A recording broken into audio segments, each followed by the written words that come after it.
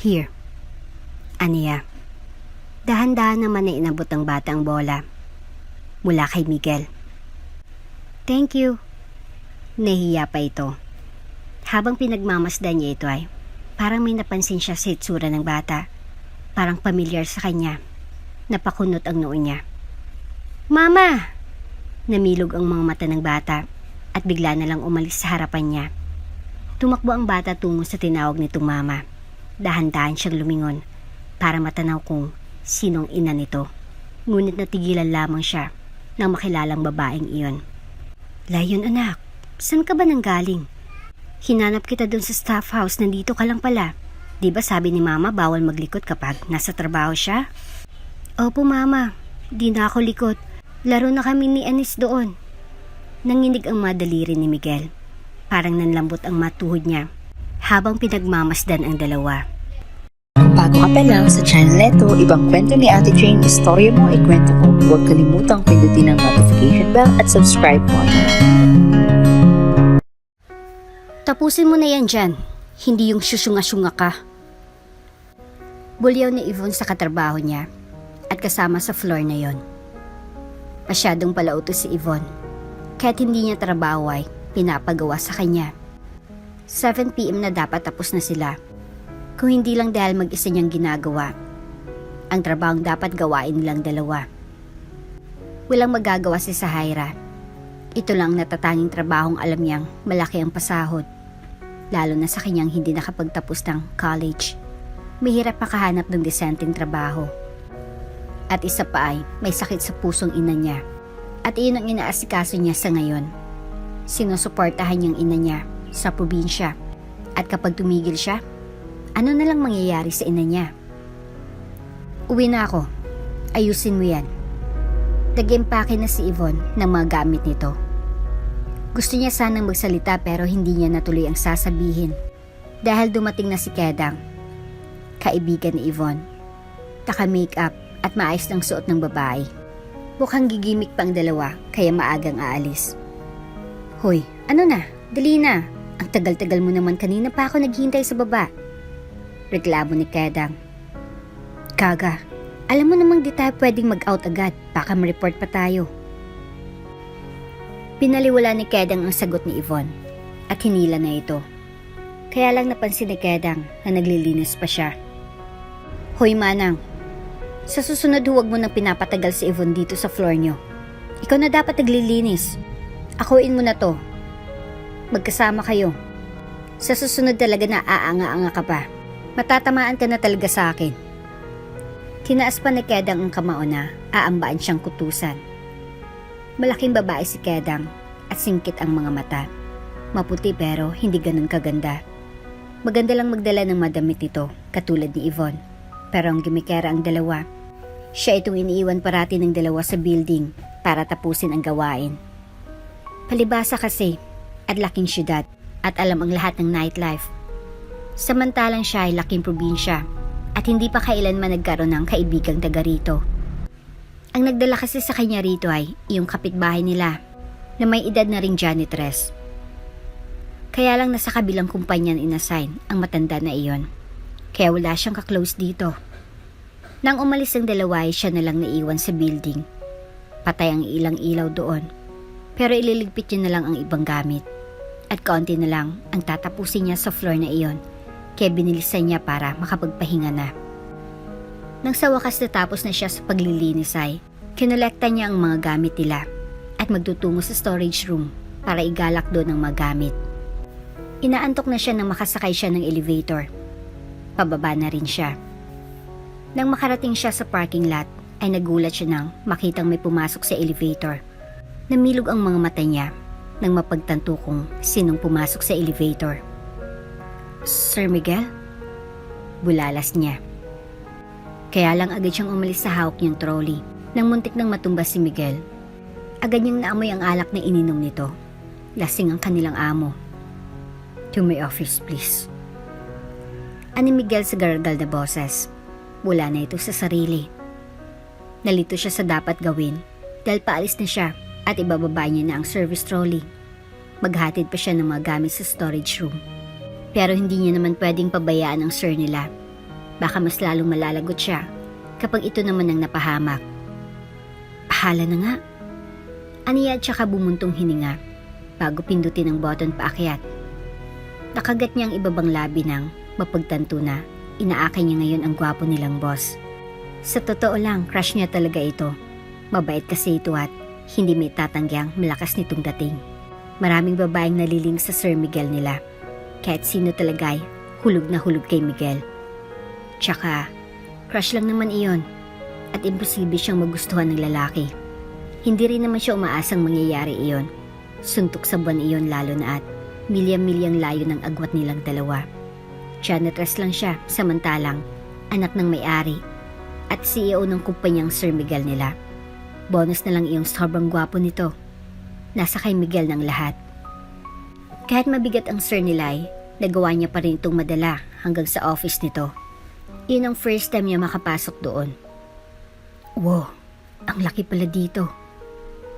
Namamanghang nilibot niyang tingin ang buong floor.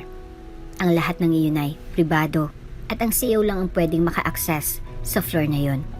Pero dahil binigay sa kanyang keycard, kaya nakapasok siya. Nagulat pa nga siya kanina nang iabot nito ang keycard nito. Naku, bulalas niya ng muntik na silang matumba. Sa sobrang pagkamangha niya sa lugar, ay muntik niya nang mabitawan si Miguel. Umungol si Miguel, napalingon siya sa lalaki. Kahit ganun lang ang ginawa ni Miguel, ay sexy pa rin. Napabuntong hininga siya. May silid tulugan nito sa office nito. Doon niya ito dinala. Habol na habol ang paghinga niya nang sa wakas ay nailapag niya na ito sa kama. Aalis na ho ako, sir. Matulog na lang po kayo riyan. Aniya kahit medyo alanganin pa siya. Nakapikit na ang mga mata ng lalaki. Seryoso pa rin ang mukha nito kahit tulog. Seryosong tao ang Sir Miguel nila. Hindi pala biro pero mabait sa kanilang mga trabahante. Hindi niya alam kung bakit ito naglalasing ngayon. Hindi naman talaga ito ganito. Ano kayang problema niya? Aniya sa sarili. Gusto niya sana itong asikasuhin o kahit punasan na lang, pero alam niya ang limitasyon niya. Hindi siyang dapat gumawa nun. Bumuntong hininga siya bago tumalikod. Kaya lang natigilan siya nang bigla nitong hawakan ng kamay niya. Gulat na nilingon niyang lalaki. Nakapikit pa rin ito at wala pa rin sa sarili. Don't go, please. Napalunok siya nang marinig iyon. Iyon ang first time na narinig niya iyon mula sa bibig ni Miguel Cervantes. Ang tulad ni Miguel ay hindi pa kailanman nagmakaawa. Ngayon lang. Para itong batang nangangailangan ng kalinga. Tila naglaho biglang dominante nitong aura sa mga oras na yon. Tinutunaw niyon ang puso niya. Pero napasinghap siya at hindi na natuloy ang sasabihin ng bigla na lang siya nitong hinila. Sa isang kisap mata ay natagpuan niyang sarili sa ibabaw ng binata. Gusto niyang umalis kaagad sa ibabaw nito, pero niyakap siya nito at mabilis itong umibabaw sa kanya. Hindi niya inasahan ito. Ang iniisip niya lang kanina ay maayos niyang maihatid ang lalaki sa opisina nito at makakaalis na kaagad siya. Pero itong nangyari. Namumungay ang mga mata ng lalaki. Halatang hindi nito alam ang ginagawa nito. Gusto niya itong pigilan pero anong magagawa niya? Mas malakas ito. Nang bumaba ang mukha nito ay wala na siyang ibang nagawa kundi ang pumikit at magpaubaya na sa anong gusto nitong gawin. Nalilito, kinakabahan at gulat na gulat siya. Hindi na siya nakakilos nang alisin nito ang uniforme niya. Masakit ang ulo ni Miguel nang magising. Tumagos sa glass wall ng silid ang sinag ng araw sa labas. Mabigat ang katawan niya pero at least sa pagkakatong iyon ay naalis ng alcohol sa sistema niya. Ang hangover na lang ang nandun. Napapikit pa rin siya ng mga mata nang abutin niyang telepono sa side table. Tinawagan niyang restaurant na usually nagdi-deliver sa kanya ng mga pagkain gusto niyang kainin. Pag-aari kasi iyon ng ina niya. Make me some soup. Thank you. At agad ibinaba ang telepono. Pinadaan niyang mga daliri sa hibla ng buhok at saka lang nagmulat ng mga mata. Kaya lang ang unang bumungad sa kanya ay dugo sa bedsheet niya. Magulang bedsheet at nagkalat sa sahig ang mga damit. Wala siyang saplot sa katawan. Kumunot ang noo niya. Hindi siya nakipag one night stand sa mga virgin. Ayaw niya ng commitment dito. Usually, mga virgin ang naghahabol. Pero nakakagulat na wala sa tabi niyang babaeng nakasama kagabi. Nakakapanibago. Bumangon siya at akmang tutungo sa pinto ng matigilan. Nakita niya kasi ang uniforme ng janitress nila sa building na yon. Ilang beses siyang napakurap-kurap. Gulat na nga siya noong malamang virgin ang babae. Dagdagan pa ng malamang janitress nila ang pinatulan niya. Napalingon siya sa closet niya. Bukas na iyon at isa sa damit doon ang nawawala. Agad siyang nagtungo sa telepono para tawagan ang guard ng building. Nakita mo bang babaeng huling lumabas sa building kagabi? Mahimigan ang pagkataranta ng guard sa kabilang linya. Minsan lang kasi siya natawag sa mga ito. Hindi po sir. Itatanong ko po ba sa karelyebo kong guard? Baka siyang nakakita. Bumuntong hininga siya. It's okay. Huwag na lang. Thank you. Sige po. Basta kailangan niyo tawagan niyo lang ako. Kapag nagtanong siya, tiyak na magtataka ang mga janitor niya. Maungkat lang ang nangyari. Baka umalis ang babaeng iyon kapag kumalat ang tungkol doon. Gusto niyang malaman niya mismo kung sinong babae na kasama niya kagabi. Siya na lang mag-iimbestiga. Mga bandang 12 ng tanghali nang bumaba siya mula sa opisina para magtungo sa bawat palapag ng gusali. Hindi niya alam kung bakit pero gusto niyang makita ang mga itsura ng mga empleyado niya sa araw na yon. Napadaan ho kayo. Medyo natataranta na sumunod sa kanya ang assistant manager. I just want to visit my employees. Agad siyang giniyan nito sa floor na una niyang pinuntahan. Sa bandang iyon kasi ay dadaan ang mga janitress ng building. At hindi nga siya nagkamali dahil ilang saglit lang ay may mga narinig nga siyang mga nag-uusap ng mga janitress na tutungo na sa kanya-kanyang building. Agad siyang umalis sa kinatatayuan at nagtungo sa pinto tungo sa paparating na janitress. Gulat na napahinto ang mga janitress, kunot noong tiningnan niya ang mga ito. Hello po sir. Natatarantang bati ng mga janitress. Agad siyang bumaling sa isa sa dalagang janitress. Tumingin siya sa name tag nito. Yvonne ang name na nakalagay. Namula si Yvonne at nahiyang inayos ang hibla ng buhok sa may tenga. Alam nitong nakatingin siya dito. Bumuntong hininga siya. Haltang type siya ng babae. Pero nasasalubong niya ito minsan sa parking lot. Mahilig itong gumimik at mukhang imposible na ritong maging virgin based sa mga galaw nito. Tumingin naman siya sa isa pa. Mapulang-mapula ang labi nito. Sa lipstick. Mukhang ka-vibes din ni Yvonne. May isa pang dalagang janitress na tahimik sa tabi. Hindi ito masyadong nag-aayos.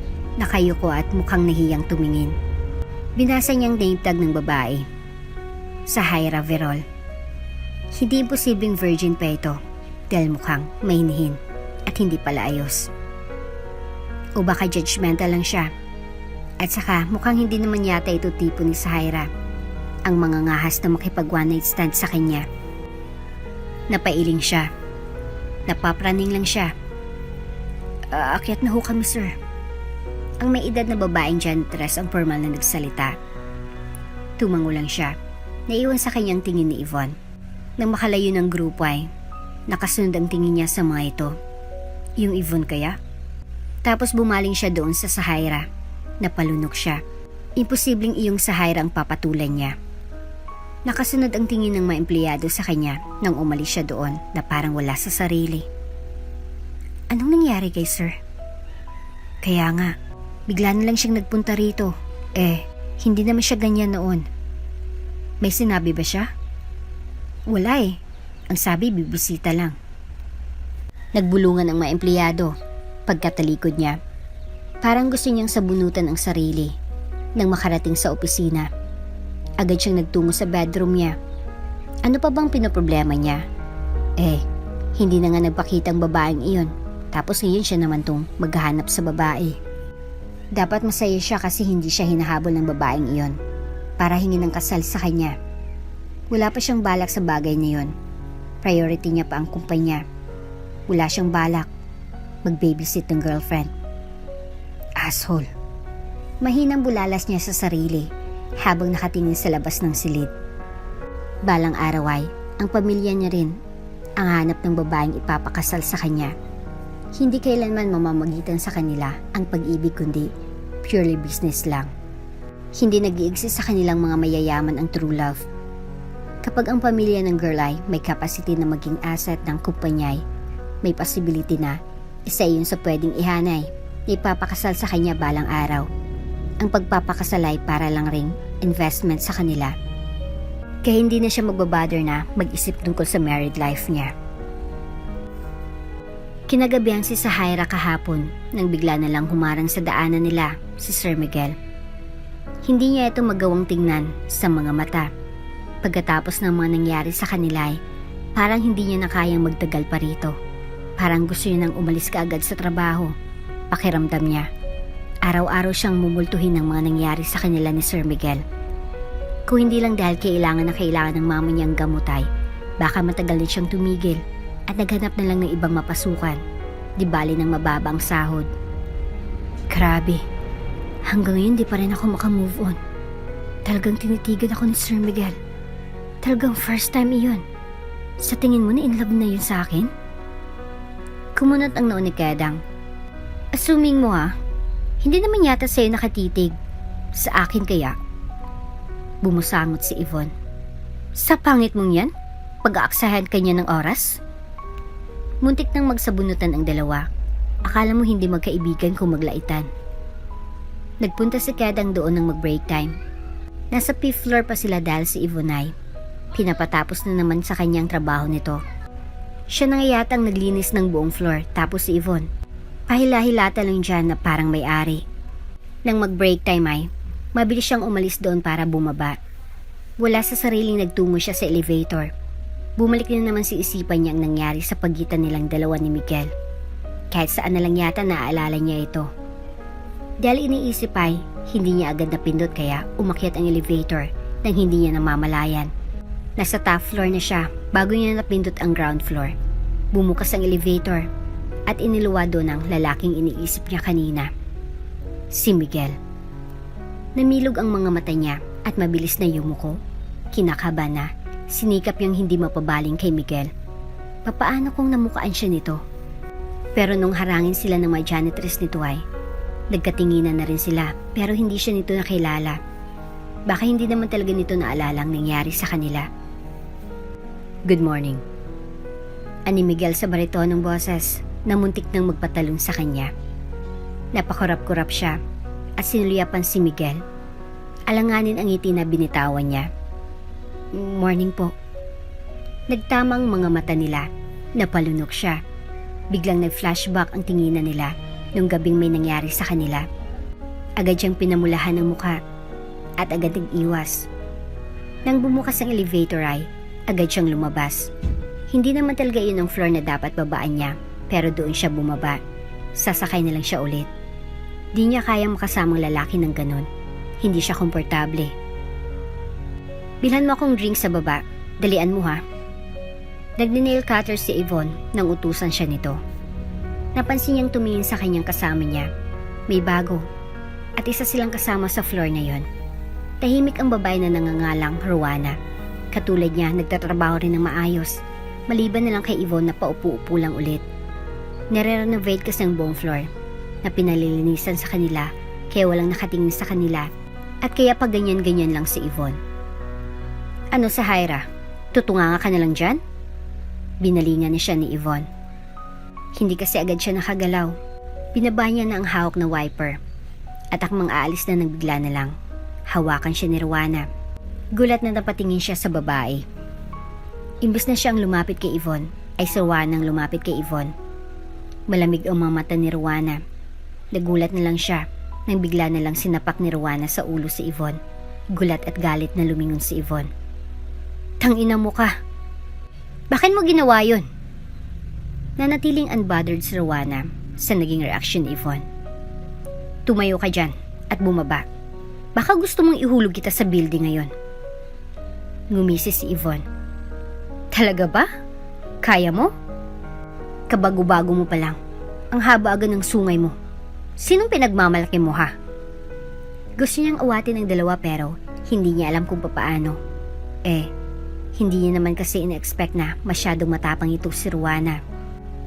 Napasinghap siya nang bigla na lang hilahin ni Rowana sa buhok si Yvonne. Kahit si Yvonne ay hindi inasahan iyon. Diyos ko! Napasigaw siya ng akmang ihulog na ni Rowana si Yvonne sa Teresa. Bakas na ang takot sa mga mata ni Yvonne. Agad siyang tumakbo palapit sa dalawa. Kumalma ka, Rowana. Baka makulong ka kapag ginawa mo yan. Takot na kumbinsi niya kay Rowana. Then go. I'm not scared. Matigas na Ingles na pinakawalan ni Rowana. Walang takot na nakatitig lang si Rowana kay Yvonne na ngayoy putlang-putla na. Panay ang lingon ni Yvonne sa kanya para magpasaklolo. Sorry na, bababa na ako. Natataranta at nagkanda utal na sabi ni Yvonne. Tsaka lang binataw ni Rowana si Yvonne. Bumagsak sa sahig si Yvonne at habol na habol ang hininga. Naiyak na ito ngayon. Hanggang sa may pumasok. Iyon ang head nila. Direktang tumingin sa kanyang dumating. Sahaira, simula ngayon hindi ka nakasama ni na Yvonne. Naka-assign ka na ngayon sa top floor. Pwede ka nang magsimula mamaya doon. Natigilan siya sa sinabi ng babae. Iyon ang executive office, ang opisina ng CEO. Maging si Yvonne na alam iyon, ay natigilan din. Crush na crush nito si Miguel at siya pang ilalagay doon. Yvonne and Miss Rowana, kayong bagong partner ngayon. Anunsyo nito. Gulat na napatingin si Yvonne kay Rowana. Sinong hindi magugulat kung kani-kanina lang ay balak itong ihulog ni Rowana. Pwede bang palit na lang kami ni Sahaira? Mas magaling ako sa kanya mag-map. Mas magaling din ako sa wiper. Ani Yvonne. Hindi ka nagmamap. Mas abala ka pa sa kuko mo. Singit naman ni Rowana. Napapikit ng mariin si Yvonne dahil binuking ni Rowana. Bakas ang pagtitimpis sa mukha. Para sa kanya, pabor nga rin sa kanya ang sinabi ni Yvonne. Mas gusto niya pa nga si Rowana na lang ang makasama. Umaasa siya sa magiging sagot ng head nila. Fix na. Si Sahaira ang napili namin sa floor na yon. Huwag nang umangal. Lumaylay ang balikat niya sa susunod na sinabi ng head nila. Magapang ibabang bahagi ng mata niya. Hindi siya nakatulog ng maayos kagabi. Sino ba kasi makakatulog ng maayos nun kung alam mong makakasama mo sa isang lugar ang taong iniiwasan mo? Pinagmamasdan niya pa rin ang dustpan sa storage room hanggang ngayon. Alam niya namang hinding-hindi niya maiiwasan ito, pero umaasa pa rin siyang sana makatakas pa siya. Hindi kanya naaalala. Paniguradong hindi niya rin iisiping ikaw ngayon. Walang papatol sa'yo. Sabi nga ni Yvonne at Kedang, manang ka, pangit. Hindi isipin ni Sir Miguel na pinatulan ka nga niya. Pagkumbinsi niya sa sarili. Tiningnan niya ang relo sa bisig at ililipat ang tingin sa dustpan. Ilang minuto na lang at aakyat na siya. Kaya kinakabahan siya hanggang sa pikit mata niyang kinuwang dustpan at nilagay sa trolley niya. Bahala na si Batman. Aakyat na siya. Tsaka siya naglakas loob na lumabas na sa storage room. Kaya lang napasinghap siya nang bigla na lang siyang hilahin ng kung sino. Natagpuan na lang niyang sariling nasa loob sila ng pantry ng mga empleyado. Kalma, manang. Mahinang sambit ni Kedang. Si Yvonne ang may hawak sa kanya na agad namang tinakpan ang bibig niya. May gusto lang kaming sabihin. Dapat sundin mo. Gigil na sambit ni Yvonne. Hindi agad siya nakasagot kaya nairita ito. Sagot. Sunod-sunod ang pagtango niya. Sabihin mo kay Miss Kat na gusto mong what's happening here? Hindi natuloy ni Yvonne ang sasabihin nang may magsalita sa tabi nila. Dahan-dahan nilang nilingon ang nagsalita. Sa pinto ng pantry, nakatayo si Miguel. Kunot ang noo nila. Napalipat-lipat ang tingin kay Yvonne at sa kanya. Hindi siya makapagsalita dahil takip pa rin ni Yvonne ang bibig niya. Sir Miguel. Wala sa sariling bulalas ni Yvonne. Hinawakan ni Miguel ang braso niya para ilayo kay Yvonne. Nag-away ba kayo rito? Seryosong boses ni Miguel. Agad umiling ang dalawa. Hindi po, nagbibiroan lang po sir. Nilakipan pa ni Yvonne ng tawa habang halatang-halatang kinakabahan na si Kedang. Hindi na kasi ito makapagsalita. Hindi na siya makapagsalita nang balingan siya ni Miguel. Tsaka tiningnan ni Miguel ang name tag niya. So ikaw ang janitress na naka-assign sa office ko. Ani Miguel sa kanya. Hindi agad siya nakapagsalita. Wala pa rin siya sa sarili nang mapansin niyang nakatingin sa kanya sina Yvonne at Kedang. Ay saka siya tila natauhan. Opo, ako nga po. Natataranta niyang sagot. Let's go. Iyon lang at nauna nang maglakad si Miguel sa kanya. Ngali-ngali naman siyang sumunod sa lalaki habang matalim kong tumingin sina Yvonne sa kanya bago siya nakaalis. Sinundan niya ito. Hindi niya maalis ang tingin sa malapad na likod nito. Matangkad din ang lalaki na hula niya ay hanggang leeg lang siya nito. Napatigil sa ginagawa nito si Miguel at hindi maiwasang hindi mapagmasdan ng kanyang tagalinis. Parang may naalala siya sa hulma ng katawan ni Sahaira. Para talagang pamilyar sa kanyang babae lalo na sa boses. O dahil empleyado niya ito at baka minsan niya na itong nakakausap noon.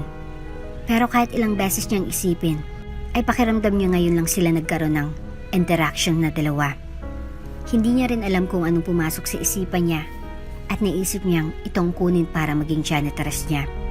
O baka dahil gusto niyang mag-imbestiga. Baka kasi alam nito kung sinong babae nakasiping niya nung gabing yun. Kasi aaminin niyang hanggang sa mga oras na yun ay hindi pa rin naalis sa isipan niya ang tungkol sa babae na kasama niya nung gabing yun. Sahaira, right? Panimula niya. Hinintay niyang makalapit ang babae sa kanya bago siya nagsalita. Napansin niya rin kasing parang halos ayaw pa nitong lumapit sa kanya o baka nahihiya. Opo sir. Tumigil ito sa ginagawa at formal na tumayo sa harapan niya. Bahagya itong nakayuko at animo hindi niya matingnan sa mga mata. Mahiyain itong si Sahaira. Ilang taon ka na rito sa kumpanya ko. Sa pagkakataong ito ay sinara niyang laptop at nag-focus na sa dalaga. 1 taon at kalahati pa lang po. Napagmasdan niya ang babae. Kung marunong lang itong mag-ayos at confident lang ito sa sarili ay baka mas na-highlight pa nito ang ganda nito. Natural kasi na maganda si Sahaira kahit hindi na mag-makeup. Confidence at pag-aayos lang talaga ang kulang dito. What are your plans when you came here? Nanatili ang titig niya sa babae. Ramdam niyang tension sa itsura nito kanina, ngunit nagbago yun nang marinig ang tanong niya. Sa pagkakataong ito ay napangiti si Sahaira. Hindi nga siya nagkakamali. Maganda talaga ito. Pasgumbanda pa nang ngumiti. Wala na pa akong ibang nasa isip, kundi ang mama ko. Gusto ko pong gumaling na siya. At may paggamot ko siya sa mga magagaling na doktor. Kalaunan ay sumilay ang mapait na ngiti sa labi ni Sahaira. May sakit po kasi sa puso ang mama ko. Gusto ko po siyang ipaggamot agad. Pero hindi ko magawa. Mahal po raw kasi iyon. Kaya nag-iipon ako. At sana, maabutan pa ni mama. Natigilan siya sa narinig sa babae. Ito ang pinakakaibang sagot na narinig niya mula sa dalaga. Bata pa ito at wala pang asawa. Pero kakaiba na ito mag-isip di tulad ng mababae na kilala niya. Halos lahat kasi ng kakilala niya ay kung hindi bags at sapatos ay mga sasakyan naman. At kakaiba ang kay Sahaira. Napangiti siya. Nakakapanibago. Para hindi ito makaramdam ng pagkailang sa kanya ay kinakausap niya ito habang nagtatrabaho ito. Masipag ang babae at walang arte sa katawan. Kapansin-pansin na unti-unti na itong naging bukas sa kanya. Hindi siya nag-entertain ng mga babae. Hindi siya interesado sa mga topics ng mga yon, lalo na't puros lang naman luho ang gusto ng mga ito na pag-usapan. Gusto ko rin pong magpagawa ng bahay kubo sa gitna ng palayan namin. Ako na rin ang mamamahala sa pagsasaka. Hindi maalis ang ngiti sa labi ni Sahaira habang nagkukwento. Iyong mga bagay na nakwento ni Tway, hindi niya pa kailanman naranasan. He was born with a golden spoon on his mouth. Hindi siya kailanman naghirap at hindi niya pa naranasang mangarap ng ganon kasimple katulad ng mga naging pangarap ni Sahaira. Hindi niya malang namamalayang nalilibang na siya sa pakikinig sa dalaga. Hindi alam ni Sahaira kung bakit sobrang bigat ng katawan niya kinabukasan. Wala naman siyang sakit. Kailangan niyang pumasok pero hinihila ng higaan ng katawan niya. Nagpadala siya sa tukso at Hindi siya pumasok nung mga time na yon. Umagang-umaga pa lang ay naghanap na ng pinya ang tiyan niya. Wala pa siyang agahan. Pinya agad ang gusto niya. Pinagbigyan niya naman ang sarili. Nag-absent na rin siya ay pinilit niya na lang ang sariling bumangon at inila ng araw para sa pamamalengke. Nag-text na siya sa head nila na hindi siya makakapasok dahil masamang pakiramdam. Wala na talaga siyang mga stocks kaya pinilit na lang ang sariling bumangon para mamalengke. Hindi niya na kinumpleto ang binili niya dahil medyo nihilo na siya. Ineng, ayos ka lang? Bakas ng pag-aalala ang mukha ng tindera nang mapansin ang itsura niya. Oo, ayos lang. Nagbitiw siya ng tipid ng ngiti sa babae. Tapos niya doon ay maswerte at nakahanap agad siya ng stool nang nagbebenta ng pinya. 5. Diretsong sinabi niya sa lalaking nagbebenta. Medyo nagulat mga lalaki dahil 5 agad. Magluluto po kayo? Usisa nito. Kakainin ko po. Paborito niyo siguro ang pinya. Nagsastock po kayo? Anito ulit. Umiling siya at tipid ng umiti. Ngayon lang hong umaga, parang ang sarap kumain ng madami. Namilog ang mga mata ng tindero. Buntis po kayo? Naglili po kayo ng pinya? Natigilan siya nang akmang susubo na sana siya ng pinya. Yun niya napagtantong baka iyon nga ang dahilan. Agad siyang sinalakay ng kaba sa dibdib. Ibabalot niyo po? Usisa ulit ng tindero. Medyo lutang na siya habang tinatabi ang sobrang kinain niya ng pinya. Opo, pakibalot po. Gusto niyang kumain ng pinya pero hindi niya nalalalasan ang pinyang kinakain dahil sa mga iniisip. Papaano kaya kung buntis nga siya? Hindi naman pwedeng sabihin niya kay Sir Miguel nila na itong ama ng dinadala niya. Ayaw niyang mapilitan nitong magpakaama sa anak niya. May kalayaan naman itong pumili ng mapapangasawa. At saka, iyon ang nangyari sa kanila. Aksidente lang iyon. Dala lang ng kalasingan kaya nangyari yon. Hindi nila yun pinag-usapang dalawa. Baka mapaalis pa siya sa kumpanya pag nagkataon. Mabait si Sir Miguel pero hindi niya pa ito kabisado masyado ang ugali ng lalaki. At saka, mayaman ito. Mahirap lang siya. Hindi siya nababagay sa mundong meron si Miguel. Balak niya ipagpatuloy na lang sa ngayon ang pagtatago mula kay Miguel. Mananatiling sekreto ang lahat hanggang sa makapag-ipon siya at makapanganak. Duman siya sa drugstore para bumili ng pregnancy test. Kahit papaano umaasa pa rin siyang hindi nga siya buntis. Pero nabigo siya dahil ang resulta ay positive. At saka 3 buwan na rin ang dumaan nung huling regla niya. Nang makapasok na siya kinabukasan ay nagtungo agad siya sa head nila para magpasa ng request. Gusto mong siruan ng magiging partner mo? Nagpapalipat ka ba? Kumunot ang noo ng head. Alanganin ang tango na binigay niya dito. Sana po. Alam mo namang fixed na ang lahat. Ginugulo niyo lang ang list eh. Si Yvonne gusto sa office ni Sir magtrabaho. Maraming may gusto doon na ma-assign tapos ikaw? Ayaw mo? Talagang nag-inarte pa kayo. Sermon tuloy ang inabot niya. Laylay tuloy ang balikit niya. Nang lumabas ng opisina nito, niya na tuloy siyang umulit. Tama naman ito. Ginugulo na nila ang list dahil dito sa pag-iinarte nila. Trabang pinunta niya dito. Kailangan niya lang tiisin ang awkwardness hanggang sa makaipon siya at makaalis sa trabahong to. Sa pagkakataong ito ay papatusin niya ang mga trabaho sa labas. Tinabaling mababang pasahod. Inagahan niya na lang ang paglilinis para hindi siya maabutan ni Sir nila. Binilisan niya rin ang kilos at nagtungo kaagad sa labas ng building. Nagtungo lang talaga siya sa convenience store para lang kumain ng pinya. Nang makita niyang pagdating ng sasakyan ni Miguel ay agad siyang napayuko na animo makikita siya sa loob ng tindahan. Baliw ba yan? Baliw na may pinagtataguan? Narinig niyang tawanan sa table ng mga estudyanteng kumakain doon. Pahiya na inayos niyang sarili at nagpatuloy na lang sa pagkain ng pinya. Mamayang gabi ulit siya maglilinis sa office ni Sir Miguel. Katulad kanina, maglilinis na lang siya kapag wala dyan ang lalaki. Nang mga bandang 10 na siya pumasok ulit. Pero nag-usisa muna siya kung nandyan pa si Sir Miguel bago siya pumasok. Sabi nandyan pa kaya naghintay siya ng 1 oras. Nang nakababa ng lalaki ay agad niya itong sinundan ng tingin. Matangkad ang lalaki kaya agaw pansin. Nakasiksik lang siya sa tabi sa may halamanan para di siya mapansin. Nagsipagbati ang mga empleyado kay Miguel. Sumuyukod ang mga to, kasama siya. Sa pagkakataong yun, habang pinagmamasdan niya si Miguel ay mas lalong lumit ang tingin niya sa sarili. Nakikita ng dalawang mata niya kung gaano kataas si Miguel. Sinasampa nito sa kanya kung gaano siya kababa para pangarapin na maabot si Miguel. Tinuruan siya ng ina niyang makontento sa meron siya at gagawin niya iyon. Anak, mangarap ka lang ng kahit ano paglaki mo. Kakayod si mama para sa iyo. Ibibigay ko ang lahat sa iyo hanggat nabubuhay ako. Pagkausap niya sa anak habang nagmamap siya. Nasa office na siya ng lalaki. Habang naglilinis siya ay kung ano-anong realisasyon ang pumasok sa sistema niya.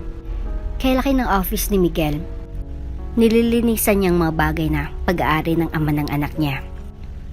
Di na baling hindi tayo kasing yaman ng papa mo, baby. Ayos lang sa akin na nakatira tayo sa barong-barong na bahay o kahit iyong pinakamaliit. Ang importante, wala tayong sakit. May kinakain 3 beses sa isang araw at parating may trabaho si mama. Nagbitiw siya ng mapait ng ngiti. Pinagmasdan niya ang buong lugar. Kapag dumating ang panahong hanapin ng anak niya ang ama nito, sasabihin niya rito ang totoo. Ayaw niyang itago sa anak niya ang totoo. Ayaw niyang mabuhay ito sa kasinungalingan. Ayaw niya lang mangyari ay masaktan ito. Nagulat si Miguel nang pagpasok niya ay naabutan niya pa si Sahaira sa CR ng office niya. Nakatulog ito sa bathtub niya. Hinugot niya ang cellphone sa bulsa at tinawagan ng assistant niya. Mag-order ka ng pagkain. Just the usual. Thank you. Binalik niya ang tingin sa babae. Halatang pagod na ito. Hindi man lang ito nakauwi kagabi. Nitong nagdaang araw ay hindi niya na nakikita si Sahaira. Malinis ng office niya pagdating niya.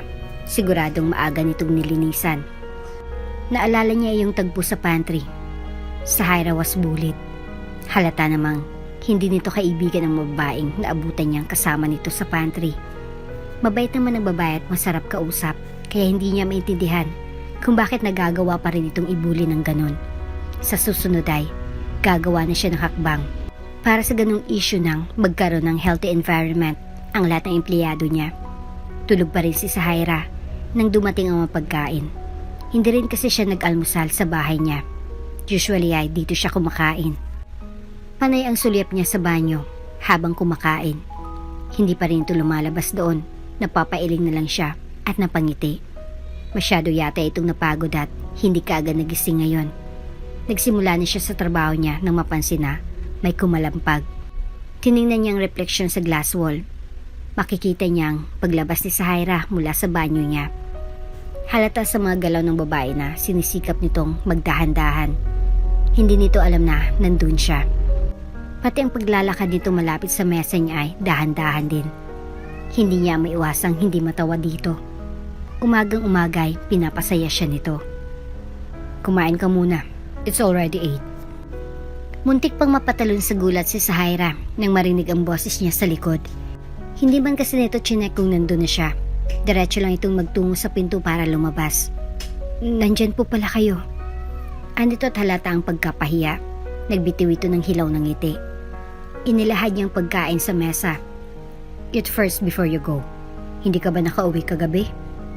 Umiling ito. Sorry po kung naabutan niyo ako. Hindi niya ito masundan ang susunod na sasabihin dahil sa hiya.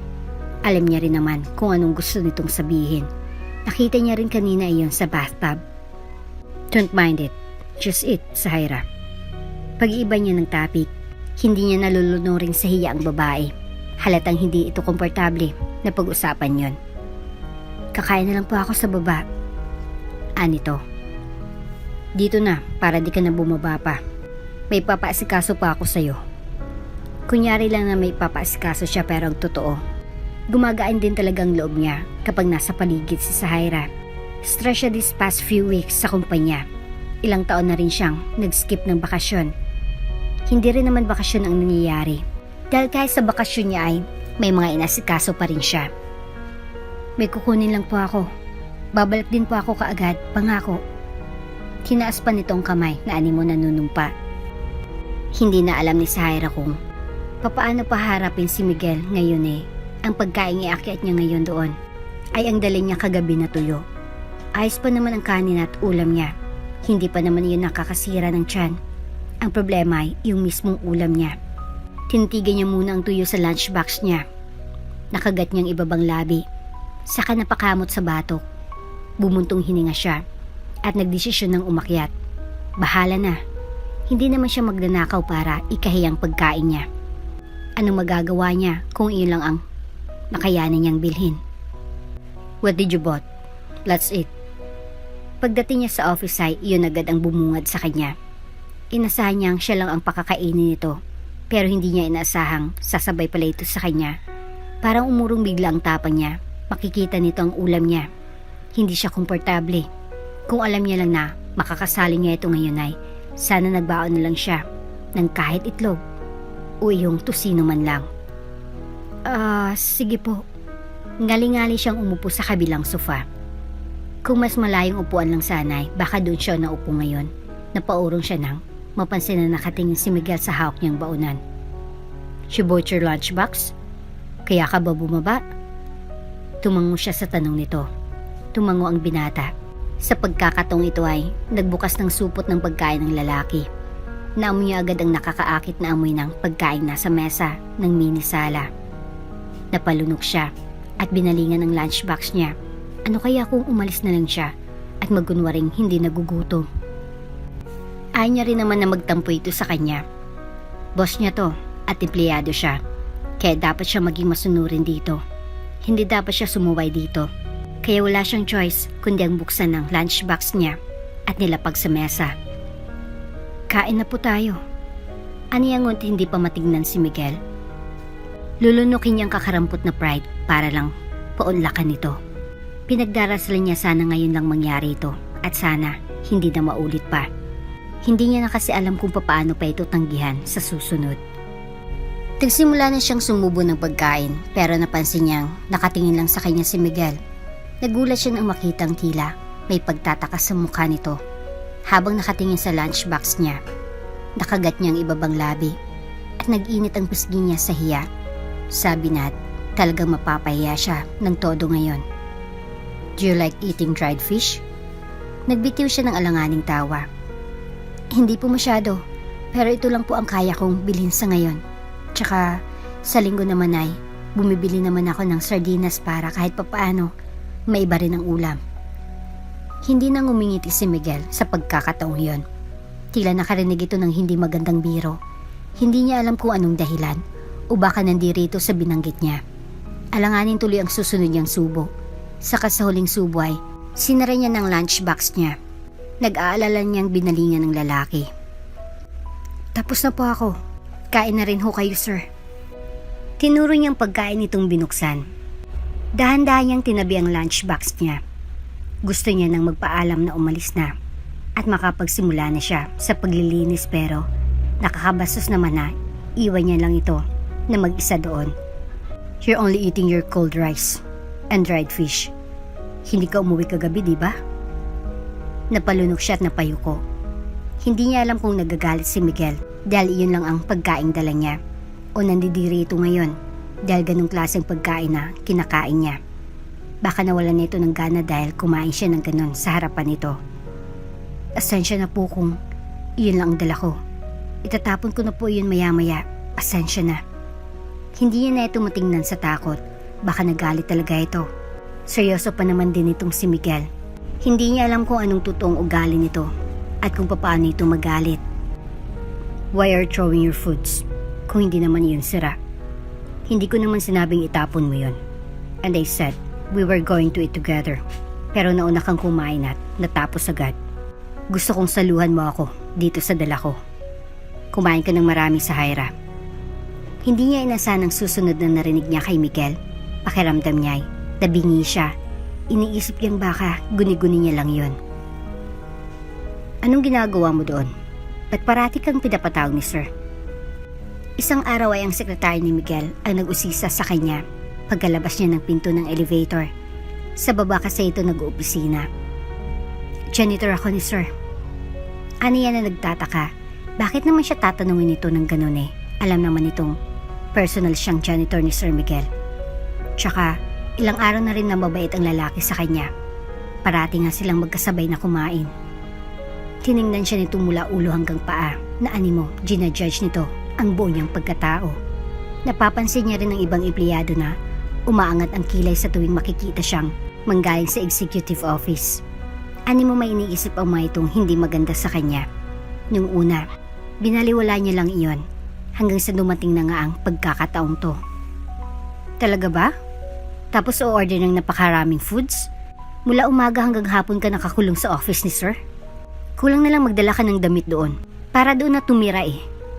Nagbitiw ng sarkastikong tawang sekretarya. Napaamang siya. Hindi niya alam kung bakit parang nagagalit to. At parang may bagay siyang nagawa na hindi dito nagustuhan. May nagawa ba siyang masama rito? May nakaka-insulto ba siyang nasabi para ma-offend ito? Hindi niya alam kung anong dapat sabihin dito. Hindi niya kasi gets kung ano talagang problema. Hindi kita maintindihan. Hilaw ang ngiti na pinakawalan niya. Talaga ba? Napanganga siya nang narinig muli ang babae. Nakangisi ito pero may bakas ang pang-iinsulto ang mga mata. Tapos ay bigla na lang itong lumapit sa kanya. Distansya ng konti. Huwag masyadong pahalata na may pagkasipsip ka rin. Binulong nito sa kanya. Natigilan siya. Hindi niya nakalang gano'n na palang tingin ng mga to sa kanya. Tsaka, iniwan siya nito na natulala. Break time na at bababa na rin ito. Dahil sa sinabi ng sekretarya ni Miguel, nagsimula na rin siyang ibalik ang dati niyang gawi. Hindi na siya masyadong nakipagsalamuha kay Miguel. Lalo na ngayong lumalaki na ng konti ang kanyang tiyan. Dapat niyang sanayin ang sarili na malayo kay Miguel. Baka kapag dumating ang panahong lumayo siya dito ay mag-iwan na yun ng matinding sugat. Baka masanay siya sa kabaitan nito at baka makapasok ito ng tuluyan sa sistema niya. Umakyat siya ng bandang 11 ng gabi. Naghintay siya na makaalis si Miguel. Nang mapansin niyang tahimik ng paligid ay umakyat na rin siya dala ng pushcart. Laylay ang balikat na sumakay siya ng elevator. Nang makarating siya sa top floor ay sumalubong agad sa kanya ang tahimik na palapag. Akmang magsisimula na siyang maglinis ng biglang mag-on ang lampshade malapit sa mesa ng opisina. Napanganga siya nang matanaw si Miguel na nakatayo roon. Ganitong oras ka ba usually naglilinis ngayon? Malalim ang boses ng binata. Iyong boses na yun ay parang nanuot sa kalamnan niya. Nadisturbo ba kita? Nakaramdam siya ng kaba. Hindi niya inasahang nandun pa ito. Akala niya kasi ay nakaalis na ito. Mga ganong oras kasi ay wala na si Miguel sa opisina nito. No, Sahira. Nakakapanibago na. Bigla ka na lang umiiwas. Namilog ang mga mata niya ngunit kalaunan ay nagbitiw ng hilaw na tawa. Ano bang sinasabi niyo, sir? Nagsimula na siyang maglinis para lang pa-divert ang sitwasyon. Ayaw niyang ungkatin na naman ito ang tungkol sa pag-iwas. Hindi ka na kumakain dito. Hindi niya ito tiningnan nang magsalita siya. Abala lang po. Sige po, next time. Kailan? Natigilan siya. At nang makabawi ay sinulyapan si Miguel. Nanatili pa rin itong seryosong nakatayo roon at nakamasid sa kanya. Titingnan ko po kung kailan ako bakante. Busy kasi. Kumunot ang noo ni Miguel. Maliban ba sa office ko ay may baka pang nililinisan? Di ba't sinabi kong dito ka sa floor ko na-assign? Naalarma siya. Tilagan-tiliyo yun na muntik nang makalabit at pumutok. Wala naman po. Tumutulong lang ako sa paglilinis sa labi. Kabado siya nang makabawi ng tawa. Magdadagdag ako ng tao bukas. Ilalagay ko sa labi. Bakante ka na bukas. Napalunok siya sa susunod itong sinabi. Tumango siya at alanganin ng ngiti. Opo, siguro. Kumunot ang noo ni Miguel. Siguro? Namilog ang mga mata niya. Ang ibig ko pong sabihin, sige po. Sige, sasabay na ako bukas. Nakagat niyang ibabang labi. Hindi niya lubos sa kalaing. Hindi ito umuwi para lang ayain siyang kumain bukas. Hawak-hawak niyang kumakabog na dibdib. Nang makahiga na siya sa higaan niya. Hanggang sa mga oras na iyon ay malakas pa rin ang kabog ng dibdib niya. Hinatid pa siya ni Miguel sa sasakyan nito. Kanina pa nagwawala ang puso niya Pero ngayon niya lang nailabas. Nang kanina pa kinikimkim ang nararamdaman. Niyakap niyang unan at isinubsubang namumulang mukha doon. Alam niyang hindi niya dapat iyon maramdaman. Pero iyon ngayon ang nangyayari. Yakap niyang jacket na dala kinabukasan. Hindi niya mapigilang hindi mapangiti habang naglalakad papasok sa building. Gaya ng dati ay maaga ulit siyang pumasok para maaga ring matapos sa gawain. Hindi niya balak paunlakan si Miguel sa gusto nilang mangyari. Pero kung iyon pa rin ipipilit nito ay mapipilitan siyang makasabay ito sa lunch. Hanggang sa bigla na lang niyang napansin na nakatingin sa kanya ang ibang empleyado. Mula sa front desk hanggang sa mga nakakasalubong niya sa hallway. Ay, ang kapal. Talagang nakapag-duty pa. Di na nahiya. Kung ako yan, baka kahapon ba ako nakalipad palayo? Ang lakas naman talaga ng apo. Tapos ay tinignan siya nito mula ulo hanggang paa. Kinakabang sumakay siya sa elevator at pinindot ang button ng elevator. Kaya't ibang mga nasa loob ng elevator ay napatingin na rin sa kanya. Mas lalo lang siyang nakaramdam ng kaba. Nasa office na siya ni Miguel para magsimula na sana magtrabaho. Nang bigla na lamang may sumalubong sa kanyang babae. Nasa edad 55 na babae. Isang napakalakas na sampal ang sumalubong sa kanya. Gulat at pagkalito ang naramdaman niya. Hindi niya alam kung bakit nito ginawa iyon. Wala siyang ideya at tulala na lang na nilingon ang may gawa. Give me the blueprint that you stole, idiot! Malakas na bulalas nito. Nakatitig lang siya sa babae at hindi alam ko anong sasabihin. Ni hindi maintindihan ko anong bagay ang hinihingi nito sa kanya. Akin na! Hindi siya makagalaw. Hanggang sa sumulpot ang 3 pulis mula sa likod. Natarantang bumaling siya sa babae. Ma'am, hindi ko po alam ang sinasabi ninyo. Tinuro siya nito. Hulihin niyo yan. Po? Natatarantang napatras siya. Hanggang sa hawakan ng 2 pulis ang magkabila niyang braso at kinabit sa 2 pulsuhan niya ang posas. Ma'am, ano pong nangyayari? Ano pong kasalanan ko?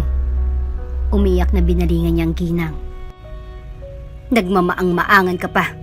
Magnanakaw. Ubod lakas na bulyaw sa kanya ng ginang. Nagbulungan ang mga empleyadong nadaanan nila. Lahat ay may mga mapanghusgang tingin sa kanya. Hanggang sa nakita niyang sekretarya ni Miguel. May kakaibang ngisi siyang nakita sa mukha ng babae. Bakit ganun na lang ito makangisi? Hindi maintindihan. Wala si Miguel doon. Gusto niyang magbakaawa at sabihin wala siyang alam at inosente siya. Gusto niyang magpaliwanag. Pero parang hindi siya binibigyan ng tsansa ng mga nasa paligid niya. Lalo ng ginang na galit sa kanya. Wala po akong alam. Paulit-ulit niyang sinabi. Umiiyak siya hanggang sa nakalabas siya ng building. Sinakay na siya ng sasakyan ng pulis nang marinig niyang sinabi ng isang pulis. Alam na ni Miguel Cervantes ito. May nagawang masama ang empleyado nila, kaya susundin nilang protokol ng kumpanya. Kausap nitong isang reporter na lumapit. Naistatwa siya. Alam na ni Miguel ito, pero wala siyang kasalanan. Naniwala ka agad si Miguel? Talagang gano'n na lang ito kabilis na niwala? Para siyang binuhusan ng isang baldeng yelo sa narinig. Nanghina na nakaupo na lang siya sa sasakyan ng mga pulis. Napagtanto niyang nagkaisa ang lahat at siya na lang itong biktima na walang kalaban-laban at pinagtulungan. Sa mundong ito, ang mayayaman lang ang may karapatang makamit ang hustisya. Ngunit papaano siya? Siya na mahirap lang? Na wala namang ibang ginawa kundi magsumika para lang makasurvive sa malupit na mundong to. Huwag kang mag-alala, Sahaira. Kami nang bahala kay mama mo. Mag-ingat ka dito. Pupunta na akong abroad para kayanin ko ang maintenance ng mama mo at gastusin ng mga anak ko. Hinawakan ng tiyahin niya ang kamay niya. Dahil sa hirap ng buhay ay hindi makapag-abot ang tiyahin niya sa kanila noon. Pero ngayon ay nagsumikap na itong makapag-abroad para lang matulungan sila ng ina niya. Wala siyang ibang magawa kundi ang iiyak na lang ang mga pag-aalala niya. Huwag masyadong dibdibin ang lahat. Nandito ako. Tutulungan kita. Baka kasama sa bata ang masyadong pag-aalala, Sahaira. Ani nang tiyahin niya sa kanya. Hindi alam ng ina niya ang nangyari sa kanya, lalo ng pagbubuntis niya. Baka dibdibin ng ina niya iyon at baka iyon pang dahilan para mapahamak ito. Salamat ho. Umiyak niyang sambit sa tiyahin. Araw-araw, umaasa siyang tutungo si Miguel sa kulungan para puntahan siya. Ipinangako niya sa sariling magmamakaawa siya sa lalaki at gagawin niyang lahat para maniwala ito at matulungan siyang makalabas doon. Pero kahit kailan ay hindi nagpunta si Miguel sa kulungan. Hindi siya kailanman binisita nito. Isang mapait na ngiti ang pinakawalan niya habang nakatitig sa rehas ng kulungan niya. Sino nga ba siya para dalawin? Janitor lang siya na pinagbintangan ng maitong magnanakaw. Wala siyang halaga sa mga ito. Dumaan ang ilang buwan at biglang nagkagulo ang loob ng kulungan. Ang mga kasama niyang preso ay hindi magkamayos sa pag-aalalay sa kanya. Tangina, ang tagal-tagal ng ambulansya! Bulalas ng pinakatigasing preso na kasama niya sa kulungan. Ang matigasing preso ay biglang naging tagapagtanggol niya sa mga oras na iyon. Masasabi mong hindi mo malalaman ang totoong kulay ng tao dahil lang sa panlambas na anyo. Tadtad ng tattoo at nakapatay ang ibang mga kasama niya doon, pero siya pang tumulong sa kanya para makapanganak siya habang wala pang dumarating na ambulansya. Kapag talaga nakalabas ako dito, tangina, puputulan ko kayo ng bayag, mga gago kayo. Manganganak na't lahat-lahat itong kasama namin. Kukupad-kupad pa rin kayo. Halos magwala ng isa sa kasama niya. Hindi niya napinansin iyon at nagpatuloy siya sa pag-ere. Ilang saglit ay umalingawaw sa kulungan ang iyak ng sanggol. Dahilan para matigilan ang lahat. Iyong tigasing kasama nila'y bigla na lang umiyak. Tangina, nandito ng baby. Nandito na. Napasigaw sa tuwang iba niyang kasama, maging siya'y umiiyak nang nakangiti. Lubos ang pasasalamat niya sa mga kasama, habang kalong-kalong ang may pusod pang sanggol sa bisig. Saka lang dumating ang ambulansya nang successful nang nakalabas ang anak niya. Walang pagsidlan ang tuwa ng puso niya habang pinagmamasdan ang anak.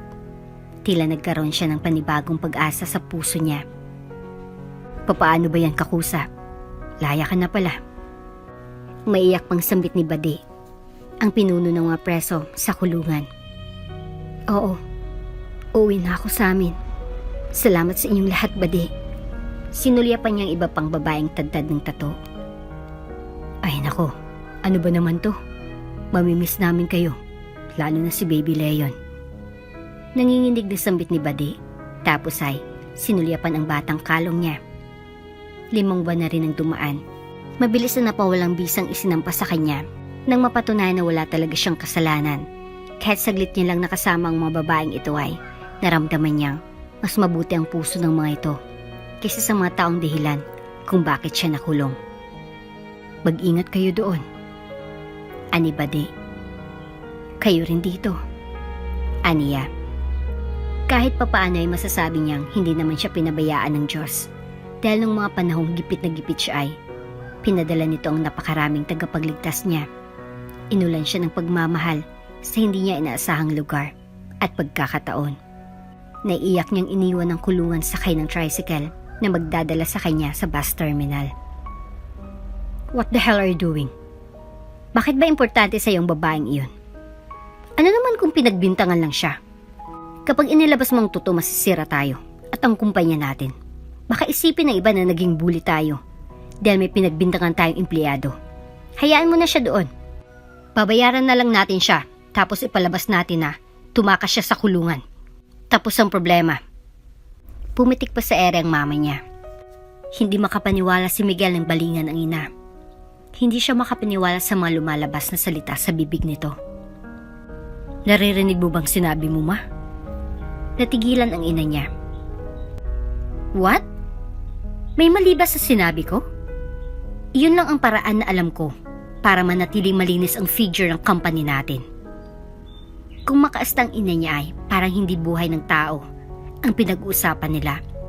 Sinira nila ang buhay ng babaeng walang ibang ginawa kundi magsumikap para lang mabuhay. Tapos nilang sirain iyon ay balak pang ingudngud ang ina niya si Sahaira sa putikan. Halimo lang ang makakagawa nun. At tila ganun ang nakikita niya sa ina niya ngayon. Para lang sa kapangyarihan ay sasagasaan nito ang lahat ng magiging dahilan ng pagkastira ng pangalan nito. Go out, ma. I don't want to discuss this with you. It's getting worse kapag ikaw. Napapailing siya at dismayadong tinuro ang pinto ng opisina. Hindi makapaniwalang tiningnan siya ng ina. Hindi nito inaasahang paalisin niya ito doon. What? Hey! Hinawakan niyang kamay nito at iginiya na palabas. Napahilot siya sa sentido nang mapagmasdan ng buong opisina. Ngayon niya lang nalaman na si Sahaira ay buntis pala. Noong nagtatrabaho ito sa kumpanya niya ay nagdadalang tao na ito. Noong makulong ang babae ay malaki ng tiyan nito na hindi niya malang napansin iyon. Hindi niya lubos maisip kung gaano kahirap ang pinagdaanan nito sa kulungan. Noong nalaman niyang nakulong si Sahaira, ay ginawa niyang lahat para makalabas kaagad ang babae. Pero hindi niya inaasahang matatagalan ang proseso hanggang sa nabalitaan niyang nanganak na nga ang babae. Nagulat talaga siya doon. Oh, God. Bulalas niya sa kawalan habang patuloy na hinihilot ang sentido. Humarap na siya sa laptop para sana ipagpatuloy ang ginagawa nang may nag-send sa kanya sa email niya. From Justin. Dude, what the F? May nakuha akong vid sa CCTV niyo. Magugulat ka. Si Justin ang kaibigan niyang siyang may hawak ng kaso ni Sahaira. Private investigator kasi ito at malaki ang tiwala niya sa lalaki. From Justin. Talagang tinago ko ito. Mabuti na lang ako na unang nakakita nito, kundi baka sikat ka na ngayon. Ang galing pa man din ng performance mo dito. Tapos may ngisi si emoji sa dulo ng mensahe nito. Mukhang kakaiba ito. May dumating na isa pang email at tinignan niya. Literal na malalaglag na talaga ang panga niya. Dahil may pinasa si Justin na video. Ang video na kung saan nagsisiping sila ng babaeng pamilyar sa kanya. Agad na ningkit ang mga mata niya nang mapansin sa opisina niya iyong nangyari. At ang babae, talagang pamilyar. Hanggang sa natuon dito ang kuha ng video. At doon niya nakilala. Si Sahaira ang babaeng nasa ilalim niya. Nakita niya kung papaano kumuha si Sahaira ng long sleeve niya at mahabang maong para isuot. Nakayuko ito at nagmabadli ang kilos ng babae nang lumabas. Agad niyang tiningnan ang petsa kung kailan may nangyari sa kanila, tapos ang petsa kung kailan nanganak si Sahaira. Damn it! Malakas na bulalas niya at hindi niya sinasadyang naibagsak ang mouse ng laptop dahil sa nalaman. Duda niya ay anak niyang batang iniluwal ni Sahaira. Kuyom ang kamao na agad niyang kinuwang laptop at tinignan ang relong pambisig. Mabilis siyang lumabas ng opisina at bumaba. Sir, nandiyan ang mga investors natin. Handa na po ang conference room. Naghintay na sila. Sinalubong kaagad siya ng bago niyang sekretarya. Ang unang sekretarya ay sinibak niya. Matapos malaman na ito pala talagang nagnakaw ng blueprint para si Sahaira ang mapagbintangan. Cancel all my meetings for this week. May pupuntahan ako. Tawagan mo ang pinsan ko. Siya na munang papalit sa pwesto ko. Ani habang naglalakad at lakad patakbo naman na sinundan ng sekretarya. Pero po, just do it. Mas importante itong aasikasuhin ko kaysa dyan sa meeting na yan. Natigilan na lamang ang babae nang putulin niyang dapat pa sana nitong sabihin. Okay po, sige po. Ingat po sir. Laylay ang balikat ng sekretarya nang sundan siya ng tingin. Hinagis ng isa sa tauhan niyang susi nang senya sa nyetong siya na lang ang magdadrive ngayon. Habang nasa biyahe ay kinonekta niya sa Bluetooth earpiece niya ang tawag niya sa piloto nila. Please ready the chopper. May pupuntahan tayo. Aniya sa seryosong boses. Copy sir. At binaba niya na ang tawag at itinuon ng atensyon sa daan. Kumuyom ang kamao niya habang hawak ang manibela. Biglang may tumawag at nakitang numero ng ina niya nang nakaregister doon. Paniguradong nakarating na si ina niya. Ang balitang kinansel niya ang mga meetings niya. Paniguradong sisermonan lang siya nito. Kaya pinatay niya na ang tawag. I'm really sorry, Sahira. Ang tanging naiusal niya habang seryosong nakatingin sa daan. Pasensya ka na talaga, Iha. Kung di lang ako nagkasakit baka. Huwag niyo pong sisihin ang sarili niyo, Chang. Malaking tulong na po yung ginawa niyo noong nasa kulungan pa lamang po ako. Sinalba niyo po ang buhay ng ina ko. Malaking utang na loob ko sa inyo. Salamat po ng marami. Naiyak na sambit ni Sahira sa tiyahin sa kabilang linya. Nasahar din siya. Dahil hindi pwedeng manatili siya sa probinsya nila, ay pumayag siya na manilbihan sa isang mayamang pamilya na pinasukan din ng kanilang kapitbahay. Sumama siya pati ang anak niya at nasa probinsya, nagpapagaling ang ina niya kasama ang anak ng tiyahin niya.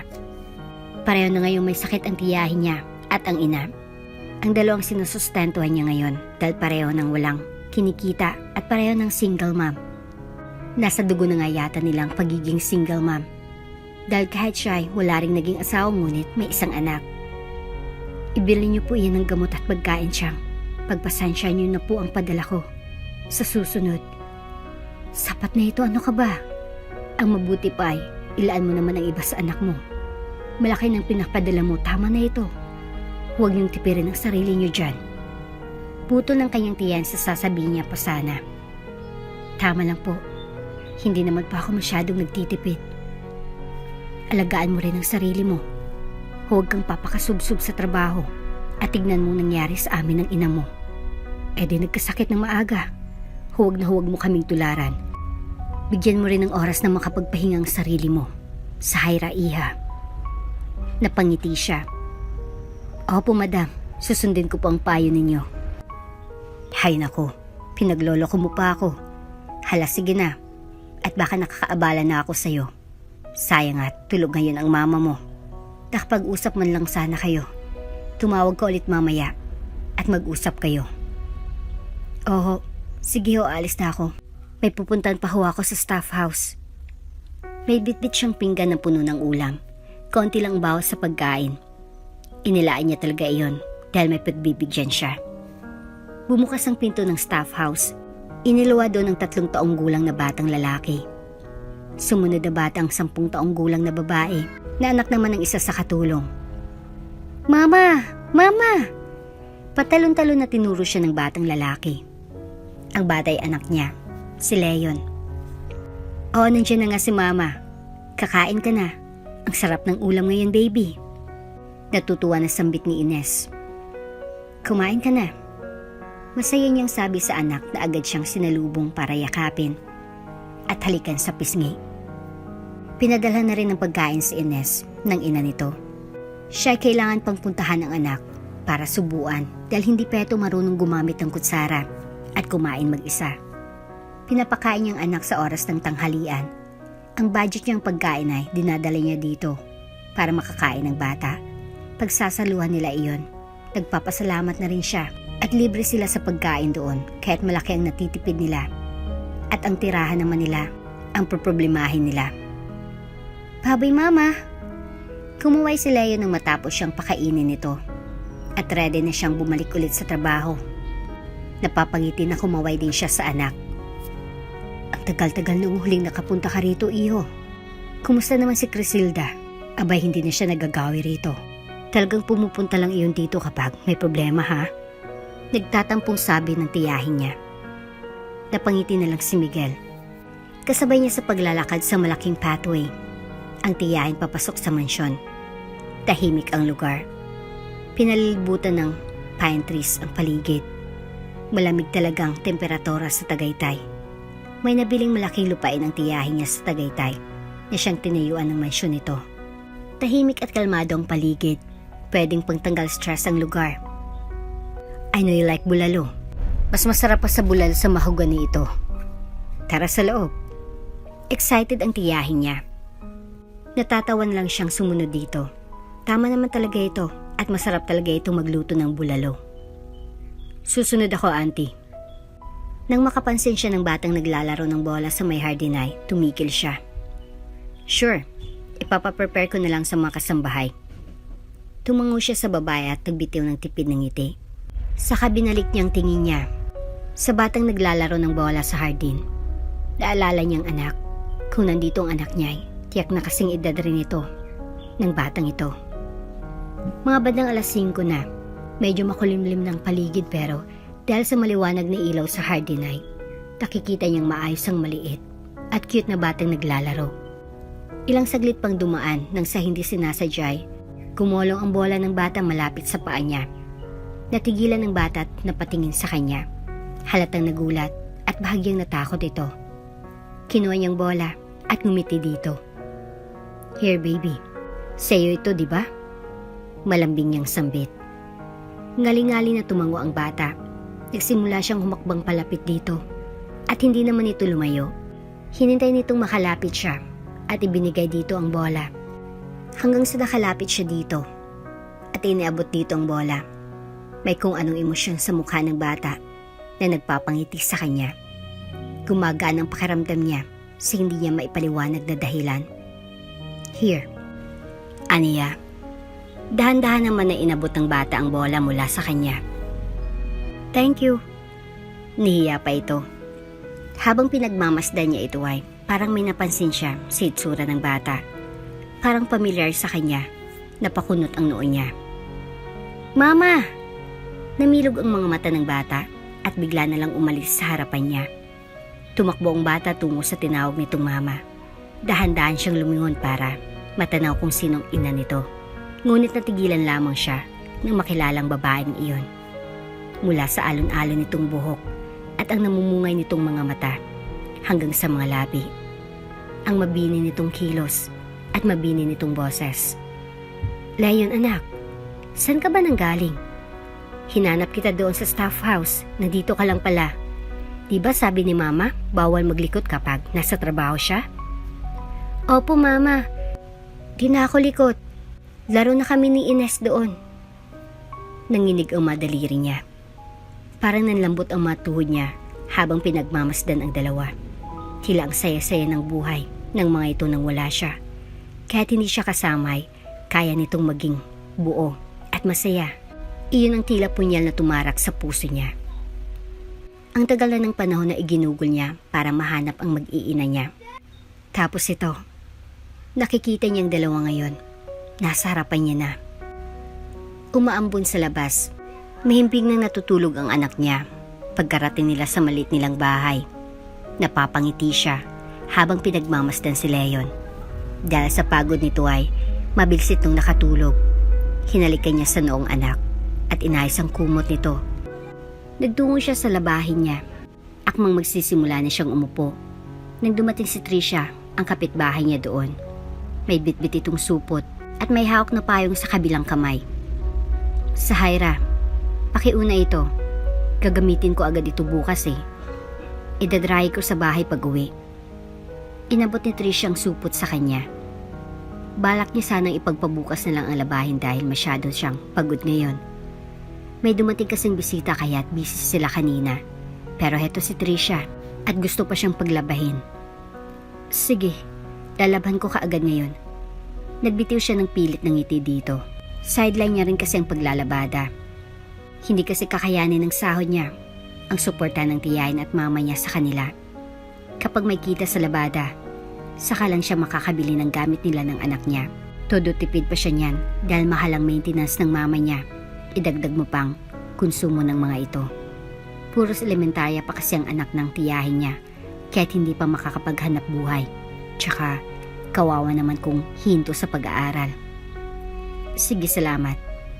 Ngumisi si Trisha. Tapos tinasang bagong manicure ng mga kuko at pinagmasdan iyon habang pauwi. Bumuntong hininga siya. Pinagmasdan niya ang ambon. Unti-unti na itong lumalakas. Wala siyang choice kundi ang magpaulan na lang. Nakatulog na siya bandang 10 ng gabi. Kinabukasan ay mabigat ang katawan niyang bumangon. Masama ang pakiramdam niya. Pero kailangan niyang bumangon para magsaing at maghanda para makapasok sa trabaho. Hindi pa kasi siya kailanman naka-absent sa trabaho niya sa mansyon dahil masyadong strict ang may-ari ng bahay. Kapag nakapag-absent ka ay hindi ka na makakapasok kinabukasan. Kailangan na kailangan niya ng trabaho at hindi pwedeng pumalpak. Nakasalalay ditong ipapadala niya sa pamilya niya. "Huy, ayos ka lang?" Usisa ng kapitbahay nila. Ngumiti siya dito at tumango at kinuha ng malaking mangkok para ilagay sa tray. Sigurado ka? Ngumiti ulit siya. Oo, talagang okay lang ako. Pwede ka naman kasi magpahinga muna doon sa likod. Baka mamaya niyan, bigla ka nalang mahimatay. Ang putla-putla mo kasi. Napalunok siya at biglang nag-alala. Talaga bang maputla siya? Naulanan lang ako kahapon, pero pwede naman akong uminom ng gamot maya-maya para umukay ng pakiramdam ko. Paniniguro niya dito para hindi na ito mag-alala. Kaya ipinagkibit-balikat na lang iyon ng babae. Iginigit niya kasing maayos lang siya. Nagtungo na siya sa hapag para dalhin ng mga bowl. Mag-aagahan ng mga amo nila. Nandun daw ulit ang mahalagang bisita ng kanilang amo. Kaya abala ulit sila ngayon. Malapit na siya sa hapag nang umikot ang paningin niya saglit. Napahinto siya. Kaya lang ang malala ay nabitawan niyang isa pang bowl.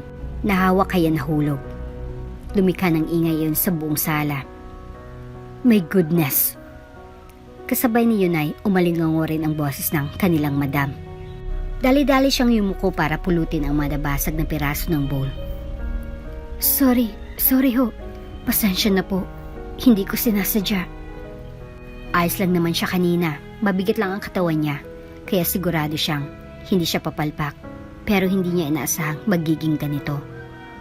Maiiyak na siya habang pinupulot ang bubog na sumusugat na rin sa mga daliri niya. Mahal yan. Ngayon ko lang nilabas yan dahil nandito ang pamangkin ko. Tapos ganitong mangyayari sa mga bowl ko? My gosh, ang tanga mo. Alam mo ba? Hindi na magkamayo sa pagdakdak ang madam nila. Sorry po. Paulit-ulit niya lang nasambit. Hindi mo alam kung anong sentimental value niyan. Iyan ang isa sa pinagmamayabang kong koleksyon. Nakakairita ka. Auntie, natigilan siya nang marinig ang familiar na boses na yon. Nang tumingala siya ay nagulat siya nang mapagtantong akma pala siyang hampasin ng madam nila gamit ang kutsara. Agad siyang bumaling sa pinanggalingan ng boses ng lalaki. Namilog ang mga mata niya nang makilalang lalaki.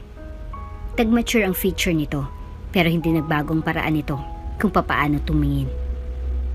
Miguel, napanganga siya. Napitawan niyang hawak na basag na bowl at agad na paatras. Bakas ang gulat at takot sa mga mata niya nang palipat-lipat ang tingin niya sa madam nila at kay Miguel. Kung ganun ay, auntie nitong amo nila? Magkamag-anak ang dalawa. All this time ay, nagtatrabaho pala siya sa teritoryo ng mga taong sumira ng buhay niya at sa kanila ng anak niya. Sahaira. Banggit ni Miguel sa pangalan niya. Malamlam ang mga mata ni Miguel habang nakatitig sa kanya. Magkakilala kayo? Kunot noong singit ni auntie ni Miguel. Halata sa mukha ang gulat at pagkalito. Akmang lalapit si Miguel pero agad siyang umatras at mabilis na tumakbo sa likod. Patungo siya sa staff house. Sahaira, bakit? Anong nangyari? Nasalubong niyang kapitbahay nila at nagtataka ito nang masalubong siyang nagmamadaling umalis. Hindi niya ito nasagot dahil nakasentro ang isipan niyang dapat makarating agad siya sa staff house at makuha ang anak niya. Aalis sila. Ngayon agad. Sahaira, please. Para siyang binuhusan ng malamig na tubig sa narinig. Boses sa iyo ni Miguel. Nakasunod ito sa kanya. Mas binilisan niya pang hakbang. Nang makarating siya sa staff house ay nabutan niya pang anak na nakikipaglaro kay Ines. Mama, hindi na natapos ng anak niyang sasabihin nang agad niya itong kinarga at dumaan at mabilis na umalis doon. Sa likurang gate sila nagtungo para makalabas sa mansyon. Kinakabahan na agad siyang nagpara ng tricycle. Mabuti na lang at nakasakay kaagad sila. Dinukot niya ang kakaunting pera sa bulsa niya. Hindi na sila dadaan sa bahay nila. Didiretso sila sa terminal ng bus. Dahil baka maabutan pa sila ni Miguel. Nakasunod ang lalaki. Hinding-hindi na siya lalapit sa lalaki. Sa tuwing nakikita niya ito ay naaalala niya ang bangungot na nangyari sa kanya ilang taon nang nakakaraan. Mama, saan punta? Takang tanong ng anak. Sa malayo, baby. Magtatago tayong dalawa. Nagawa niya pang sagutin ang tanong ng anak. Laro tayo taguan? Tumango siya ngunit sa pagkakataong ito ay umiiyak na siya. Oo, maglalaro tayo baby. Nang makarating sila sa bus terminal, ay naghanap kaagad sila ng masasakyan. Di bali na kung saan patungo, natataranta na siya.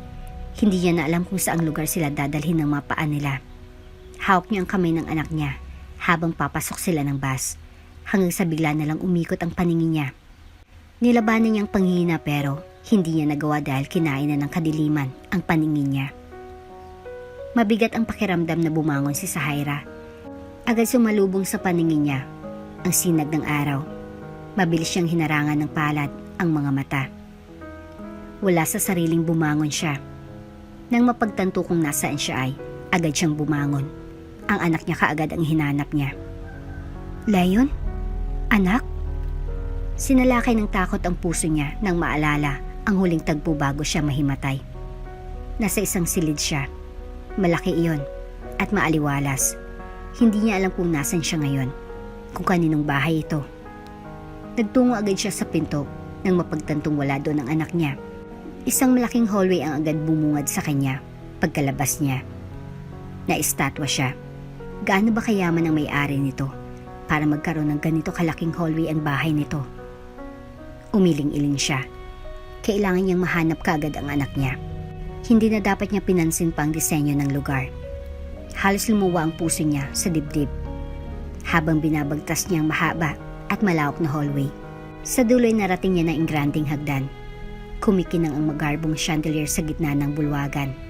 Animo prinsesa, ang bababa sa ingranding hagdan na iyon.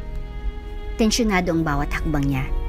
Nanatiling kabado siya pababa hanggang sa narating niya ang pool. Namilog ang mga mata niya nang marinig ang hagikik ng anak nang galing iyon sa pool.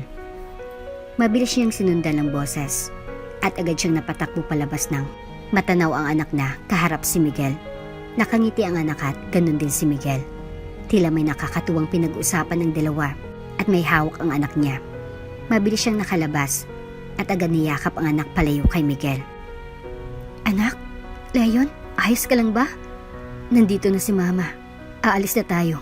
Uuwi na tayo. Umiiyak na hinawakan niya sa magkabilang pisngi ang nakangiti niyang anak. Laro muna ako, ani ng bata at tinuro si Miguel. Kinakabahan na nilingon niya si Miguel. Basa ang pisngi niya ng luha. Nanginginig ang mga daliri niya. May lambot sa mga mata ni Miguel habang nakatitig sa kanya. Pero hindi siya madadala sa emosyong nakikita niya sa mukha ni Miguel. Dahil sa tuwing nakikita niyang lalaki ay ang nakaraan ng parating pinapaalala nito sa kanya. Wala itong pakialam sa kanila ng anak niya noon. Kaya anong rason nito para magpakita sa kanila ng anak niya? Anong balak nito? Walang pagdadalawang isip na lumuhod siya sa harapan ni Miguel. Kita niya ang gulat sa mga mata ni Miguel. Miguel, please, don't do that, Sahaira. Nagtagis ang bagang ni Miguel habang pinagmamasdan siyang nakaluhod. Hindi kami manggugulo sa inyo. Tahimik kaming naghanap buhay. Hindi ko alam tiyahin mo yun. Nagkataon lang ang lahat. Maniwala ka. Hindi ko intensyon na makalapit sa'yo. Nanginginig ang boses niya. Masakit ang tuhod niya dahil matulis ang mga bato sa may pool. Ang nilalapatan ng tuhod niya, pero titiisin niya iyon. Wala akong masamang balak, Sir Miguel. Maniwala kayo. Oras na hinayaan mo kaming umalis ngayon. Pangako, hindi na po kami magpapakita. Lalayo na po kami. Sisikapin kong hindi magkukrus ang landas natin. Nanatili lang na nakatitig si Miguel sa kanilang dalawa. Kapansin-pansin ang paggalaw ng panga nito. Kinabahan na nilingon niya ang anak niya. Dahan-dahan niyang hinawakan ang kamay ng anak. Agad niyang pinahid ang luha sa pisngi. Tara na anak. Uuwi na tayo. Kailangan na natin umalis. Hindi tayo pwede rito. Inayos niya ang buhok ng anak. Nanginginig pa ang boses niya mula sa pag-iyak. Nagsimula na siyang hilahin ang anak niya para makaalis na. Hindi nagsalita ang lalaki. Sa isipan niya ay siguro pumapayag na ito. Hayaan na sila nitong umalis. Sahaira. Natigilan siya nang bigla itong magsalita. Kinakabahan na nilingon niya si Miguel. Sa pagkakataong ito ay seryoso ng mukha ng lalaki. Ilang beses siyang napalunok. Sir, bata pa hong anak ko. Maawa kayo. Hayaan niyo na kami. Hindi na natapos ang sasabihin niya nang biglang lumapit si Miguel hanggang sa natagpuan niyang sariling yakap-yakap na nito. Tila tumigil ang paghinga niya dahil sa ginawa ni Miguel. Niyayakap siya ng lalaki at gulat na gulat siya sa ginawa nito. Namimilog ang mga mata niya habang pinapakiramdaman ang mainit na yakap ng lalaki. How can you say that? Paano mo nagagawang lumayo sa akin nang hindi ako iniisip? Papaano kayo nabubuhay ng masaya nang wala ako? Kasi ako, araw-araw ko kayong iniisip. Araw-araw, parati kong iniisip na sana balang araw magkikita tayong tatlo. Hindi na siya nakapagsalita, tila isang panaginip lang ang marinig ang mga salitang iyon mula kay Miguel. Maintindihan ko kung magagalit ka sa akin. Saktan mo ako, Sahaira. Huwag mo akong patawarin pero pakiusap. Huwag kayong lumayo sa akin. Humigpit ang yakap nito. Tulala pa rin siya. Ni hindi niya napansin na nahulog ng luha niya sa pisngi niya. Tila hinihili ang puso niya sa mga narinig mula kay Miguel. Napakalambot niya pagdating kay Miguel. Tumingin siya sa anak. Pero kahit may nararamdaman pa rin siya sa lalaki ay mas matimbang ang anak niya. Kaya pinalis niya ang braso ni Miguel. Tara na, anak. Akmang hilahin niya na si Leon nang bigla na lamang umiyak ang bata. Gusto ko dito. Gusto ko laro. Napanganga siya. Hindi niya inasanang narinig sa anak niya. Gusto ko dito. Sunod-sunod ang pagpahid ni Leon sa mga mata. Namimilog ang mga mata niya habang nakatitig sa anak na hawak-hawak na sa maong si Miguel. Walang pag-alilangang kumapit si Leon kay Miguel. Maging si Miguel ay halatang nagulat din sa naging desisyon ng anak. Napilitan si Sahaira na manatili doon dahil sa anak. Hindi niya ito makumbinsi na umalis. Hindi rin siya alis na wala ang anak niya. Muna siyang mamatay bago niya hayaan ang anak niyang kasama si Miguel. Hindi niya iwan si Leon sa taong ito dahil ang nag-confess ito sa kanya. Hindi na siya padadala. Sahaira, that's it. Nasa baba ng anak natin. Sabay-sabay na tayo. Gulat na nilingon niya si Miguel. Takot na noon na siya kay Miguel. Lakad takbo ang ginawa niya tungo sa dining area at naabutan niyang anak na nakaupo na sa isa sa upuan doon. Agad niyang hinila pala yung anak sa upuan. Sumubo ka ba? Huwag kang kumain. Bibili na lang tayo sa labas. Ibibili kita. Iniisip niya baka may lason iyon. Iyong ina ni Miguel. Iyong tiyahin ito. Walang mapili. Parang masasama ang ugali. Hindi siya pwedeng magpapakampante lang. Yummy! Yummy ito, mama! Gusto ko kain! Ungot ng anak niya. Hanap tayo ng ganyan mamaya. Bibili si mama. Aliw niya dito. Nagsimula nang umiyak si Leon. Natigilan lang siya nang biglang lumapit sa kanila si Miguel at kumuha ng kutsara. Saka sumubo ng piraso ng sinabawan. I'm still alive, Sahaira. Don't worry. Ani Miguel at tumingin sa kanya. Napalunok siya at napayuko. Nagets nitong ibig niyang sabihin. Uupo na dapat si Leon malapit kay Miguel, pero agad niyang hinilang anak para umupo sa tabi niya. Sa tuwing susubo si Leon ay siyang naunang susubo. Gusto niyang masiguro na safe ng anak niya. Napansin niyang natawa si Miguel. Nakatingin pala ito sa kanya at kanina pa napapansin na napaparaning na siya. Nag-iwas siya ng tingin. Bahagyo siyang naiya sa inasta niya. You have to eat too, Sahaira. Nagulat siya nang magsalita si Miguel. Napilitan tuloy siyang sumandok ng pagkain. Natigilan siya nang mapagtantong. Masarap pala magluto si Miguel. Is it good? Saka lang siya natauhan nang magsalita si Miguel. Alanganin siyang tumango. Okay lang. Nagbitiw ng ngiti si Miguel at tumango. Mas lalo lang napalapit si Leon kay Miguel sa mga nagdaang mga araw. Hindi pumapasok si Miguel sa kumpanya, pero tinatrabaho nito iyon sa laptop.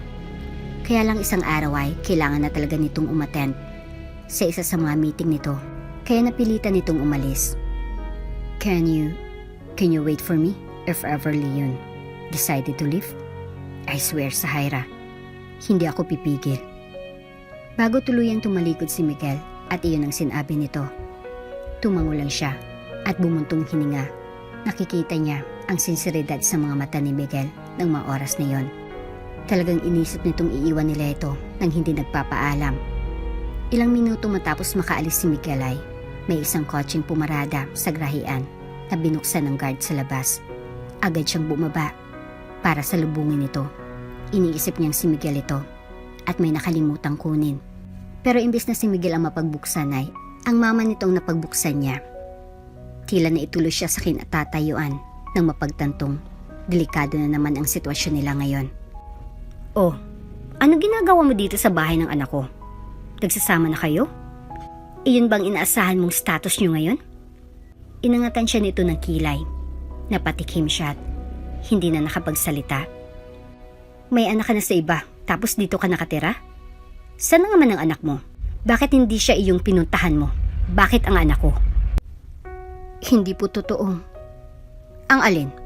Nandito ka na nga eh. Ni hindi sinabi ng anak kong nandito ka pala. Hindi niya pinaalam sa akin ang lahat ng ito. Biglang may magbubukas na lang ng pinto na katulad mo dito? Anong pinakain mo sa anak ko? Para kampihan kanya ng ganyan. Napalunok siya. Tila wala itong balak na bigyan siya ng pagkakataong makapagsalita. Halos tumira na siya sa labas ng kulungan noon para abangan ka. Para bantayan ka. Kahit ang sabi nun ay, ikaw ang nagnakaw ng blueprint. Nakakairita na marinig na hindi siya naniniwalang ikaw nga. Ang linis-linis mo sa paningin niya. Parang gusto kong isiping ginayuma mo siya. Kasi look at you. Hindi ka naman mayaman. Wala kang ibubuga. Pero bakit ikaw ang pinili niya? Natigilan siya sa narinig sa ginang. Nagpunta si Miguel sa kulungan. Parati ito doon sa kulungan nang hindi niya alam. Kung ganun, bakit hindi niya ito nakita? Bakit hindi ito nagpakita? Inisip niya pa man din noon na wala talaga itong pakialam sa kanya. Kaya hindi siya nito madalaw-dalaw sa kulungan. Ayokong may katulad mong umaaligid sa anak ko. Huwag mong gawing panakipbutas ang anak ko para may tumayong ama sa anak mo. Kung sino man ang lalaking bumuntis sa'yo, dun ka humingi ng abuloy. Huwag ka dito. Halos matumba siya nang maitulak siya nito. Mama! Namilog ang mga mata niya nang marinig ang boses ng anak niya. Ilang saglit ay nakalapit na doon ang anak niya. Umakyat ka muna sa taas, anak. Marahing ang utos sa anak. Umakyat? At nagbitiw ng sarkastikong ngisi ang ginang. Huwag kang umakyat, iho. Papaalisin ko na rin naman kayo. Agad niyang ikinubli sa likod niya ang anak. Huwag ang anak ko. Sa akin na lang kayo magsalita ng ganyan. Aalis na ho kami. Hindi niyo na kailangang magsalita ng ganyan. Agad siyang tumalikod. Ang problema ay hindi alam ni Miguel na aalis na sila ngayon.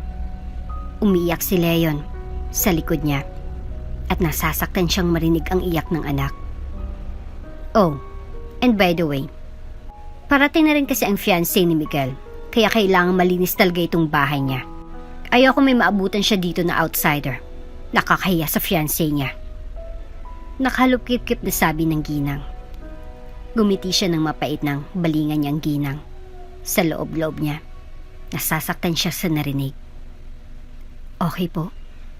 Maikling tugon niya. Sa kanya pinaliguan ng anak niya at binihisan sa katahimik na lumabas silang mag-ina. Mabuti na lang at may niiwan pa siyang pera. Kasya pa yung tungo sa probinsya.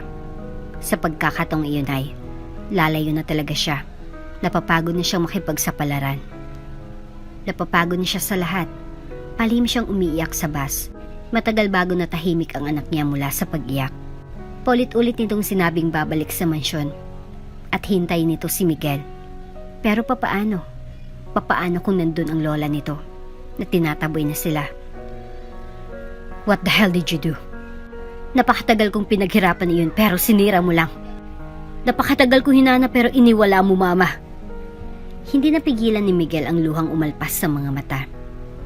Ang tahimik, seryoso, kalmado, at matinong si Miguel ay umiiyak dahil sa babae. Hindi nasahan ng ina niya iyon. Napanganga ito nang makita ang pag-iyak niya. What are you saying? Kasama ko na sila. Nasa bahay ko na. Napakatagal ko nang pinangarap na mangyari iyon. Umiling-iling siya.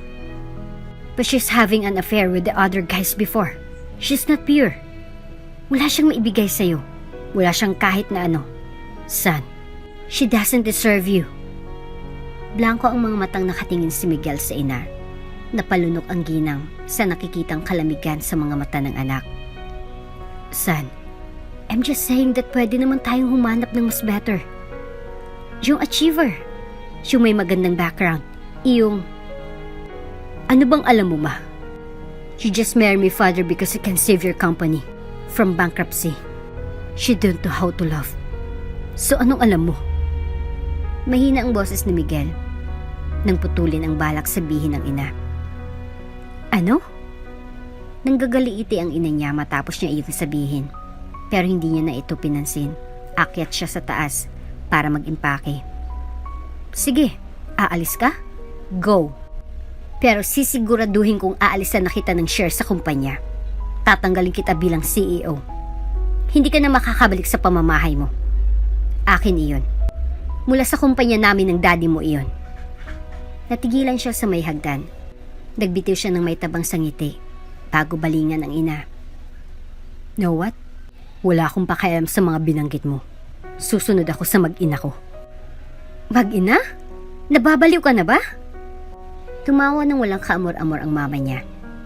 Hindi mo anak ang batang. Akong nakabuntis kay Sahaira bago siya nakulong. Natigilan ang ina niya. Halatang hindi ito makapaniwala. Kaya bumaba siya para kunin ang envelope. Sa mesa ng sala, binuksan niya ang envelope at kinuha ang papel doon. Nagdala siya ng copy ng DNA test. Pinadala ng kaibigan niya iyon. Kahit hindi niya na kailangan iyon dahil ramdam niya sa kaibuturan ng puso niyang anak niya si Leon. Hindi niya kailangan ng DNA test para patunayan pa iyon. Pero ngayon mukhang magagamit niya na. Nilapag niya na sa mesa ang copy at kitang panlalaki ng mga mata ng ina. Nagbitiw siya ng sarkastikong ngiti sa ina. Ang batang pinalayas mo ay mismong kadugo at sarili mong apo. Saka siya tumalikod para iwan ang ina doon. Ang salitang iyon ay parang bomba iniwan niya sa ina niya.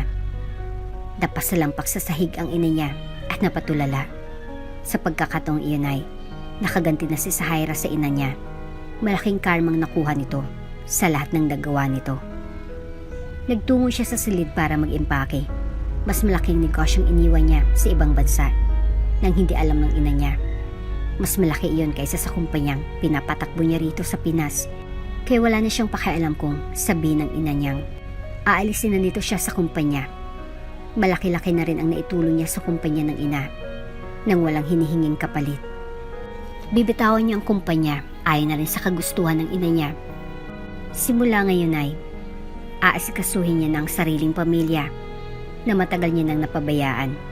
Mas deserve ng pamilya niya ngayon ang lahat ng atensyon niya, lalo ng anak niya. Kung alam mo lang kung nasan ang probinsya ni Sahaira, doon mo na agad ako dalhin. Tinapik niyang balikat ng kaibigan niyang si Justin.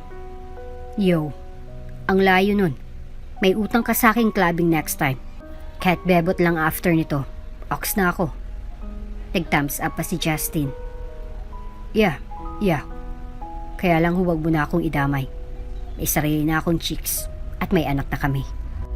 Bumusang si Justin. Nakakatakot kang maging seryoso. Hindi ka na yata in love, kundi obsessed. Tama, obsessed ng tawag sa'yo. Umingo siya at napapailing. Kung ano-ano na yatang iniisip nitong si Justin. Tumingin siya sa labas nang magsimula ng paliparin ni Justin ang chopper. Alam ni Justin kung saan sila pupunta. Alam lahat ni Justin ang tungkol kay Sahaira. Dahil kasama ito sa mga nalaman ni Justin noong utusan niyang paimbestigahan si Sahaira. At nagpapasalamat siya doon. Gigil na siya sa chopper pa lang. Kaya nung naglanding ng sasakyang pamhimpapawid ay hindi na siya nakapaghintay at siya na mismo ang nag-drive ng Honda niya at lusungin ang kaputikan ng probinsyang yon. Tibali nang tumambling ang sasakyan niya sa palayan. Umahulog sa kanal. Makita niya lang ang dalawang niyang dahilan kung bakit siya nandito. Ayos na sa kanya. Si Mr. Akmang tatakbo si Leo nang makita siyang bumaba sa sasakyan pero natigilan ng bata. Kinakabahan siya. Iniisip niyang nagalit ang bata dahil sa ginawa ng mama niya. Pero bigla ulit tumakbo si Leon palapit sa kanya. Papa! Papa ko! Nandito ka! Papa ko! Hindi si Mr. Miguel ang tawag nito sa kanya, kundi Papa. Para siyang lumulutang sa ere nang marinig iyon. Hindi niya inaasahang iyon ang unang maririnig sa anak sa muling pagkikita nila. Oo, nandito na si Papa. Humigpit ang yakap niya sa anak. Akala ko hindi na kita makikita. Akala ko. Hindi na natuloy nito ang sasabihin dahil panay na ito iyak. May napansin siyang nakatayo sa unahan at nakatingin sa kanila. Si Sahaira pala. Umiyak ito habang nanonood sa kanilang nagyayakap ang dalawa. Ngumiti siya sa babae. Nagbitiw ito ng tipid ng ngiti at nanatiling nakatayo lang doon. Binuhat niyang anak para lapitan si Sahaira. Niyakap niyang babae. I'm sorry. I'm really sorry. Sana hindi na lang ako umalis. Sana nanatili na lang ako doon. Hindi sana kayo napagsalitaan ng gano'n ni Mama. Umiling-iling si Sahaira. Wala kang kasalanan. Tahimik at hindi maampat ang luwas sa mga mata ni Sahaira habang pinagmamasdan ang kabaong ng ina na ibinababa na sa lupa. Naabutan pa nilang ina bago ito nalagutan ng hininga. Kausap at nakakaada upang palad niya pa ang ina bago ito na maalam kinabukasan. Minsan lang tayong mabuhay, anak. Kaya piliin mong maging masaya imbes na mag-asaya ka ng oras para magalit. Walang maidudulot na maganda iyon sa buhay mo. Talikuran mong lahat ng puot sa puso mo para pati ang takot ay maglaho rin dyan sa sistema mo. Hinawakan ng ina niya ang puso niya. Umiyak siya habang pinapakinggan ng ina nung gabing iyon. Mahal mo siya, di ba? Siyang ama ng anak mo. Huwag kang maniwala sa mga salitang hindi nanggaling sa bibig ng lalaking mahal mo. Dapat kang magtiwala sa taong mahal mo. Huhulaan ko. Darating siya. Susunod siya dito. Tapos nagbitiw ng mahinang tawang ina niya. Hindi niya nakalimutan ang mabintawang salita ng mama niya. Bago ito nagpaalam, ay ang kaligayahan niya pa rin ang iniisip nito. Nagawa pa rin itong pangitiin siya ng ganon kahit sa huling sandali nito. At tama nga ang ina niya. Heto, ang lalaking sinasabi nito ay sinundan sila hanggang sa kasuluk-sulukan ng bundok. Hindi nagkamali ang ina niya. Akala ko talaga, sinumpa ang pamilya natin. Untik na akong maniwalang lahi talaga natin ang maging single mom. Buti na lang marunong kang pumili. Baka minalas lang talaga kami. Natatawang bulong ng tiyahin niya sa kanya. Napangiti siya sa sinabi nito at binalingan ang mag-ama na naghagis ng puting rosas sa kabaong ng ina niya. Si Miguel pa mismo nagsabing sa private cemetery ilibing ang ina niya. Ito ang gumastos lahat. Wala siyang gastos. Ginamit nilang kabaong na hinanda ng ina niya para sa sarili nito. Talagang alam nitong darating ang panahong ito. Maniniwalan talaga akong magaganda ang lahi natin. Siniko siya ng tiyahin. Si Chang talaga. Aniyat na pangiti. Binili ng mama mo na huwag mo na raw siyang iyakan. Sa libing niya. Ayaw niyang umiiyak ka. Kaya ayun nga, ngumiti ka. Huwag na huwag mong ipakita sa mama mong yang luha mo. Sige ka, baka bumangon yan. Patuloy ng tiyahin. Bahagya siyang natawa. Matapos ang libing, kinakailangan ng bumalik ng tiyahin niya sa sarili nitong bahay. Ipapagiba na rin ang bahay. Nakakalungkot pero kailangan nilang alisin ang mga bagay na magpapaalala sa mama niya gaya ng utos ng kanyang mama. Iniisip nitong malulungkot lang siya kapag nakita niya ang bahay. 1 taon ang dumaan. Saan ba tayo pupunta? Nagliligpit pa ako. Natatawa niyang saway kay Leon. Bigla na lang kasi siyang hinila ng anak para dalhin sa kung saan. Tapos gusto man itong nakapikit siya. Sasama na sila kay Miguel tungo sa ibang bansa at doon na sila maninirahan.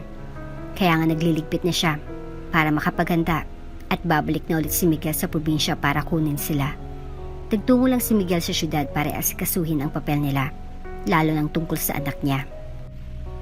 Ilang saglit ay narinig niyang agos ng tubig. Nasa ilog sila. Bakit siya dinala ng anak sa ilog?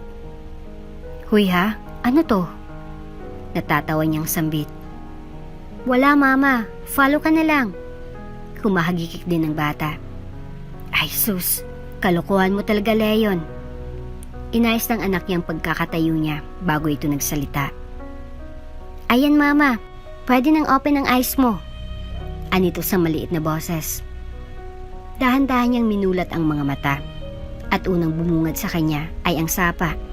Gaya ng inaasahan niya ay nasa sapa nga sila. Kaya lang napansin niyang may mga dekorasyon sa paligid. Tingnan mo rin ako dito. Masyado kang amazed dyan sa decorations eh. Nakaismid na sambit ni Miguel na nasa harapan niya na pala. Nakalod ang lalaki. Huli na nang mapansin niya iyon.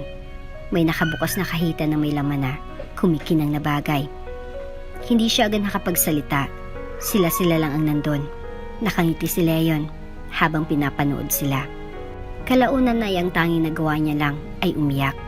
Hindi niya na alam kung anong sasabihin. Wala nang mabuong salita sa bibig niya. Nagulat siya. Hindi siya nakapaghanda dito. Baby. Tawag ni Miguel sa kanya para tumingin siya dito. Nasa Manila ka lang tapos. Hindi niya na matapos-tapos ang sasabihin dahil sa pag-iyak. Baby, please look at me. Masyado ka na bang patay na patay sa akin para di mo na ako matignan? Alam ko gwapo ako. Umiyak siya pero hindi niya mapigilang hindi matawa. Baby, itong gwapong to, gusto kang makasama habang buhay. Sana payagan mo ako. Ngumisi ito. Hindi na maalis ang ngisi niya dahil sa kalokohan ni Miguel. Tumikim ito at sumeryoso saka umayos na rin sa pagkakaluhod. Zaira, baby, will you marry me? Hindi pa man sila kinakasalay. Naririnig niya na ang kampana sa tenga niya.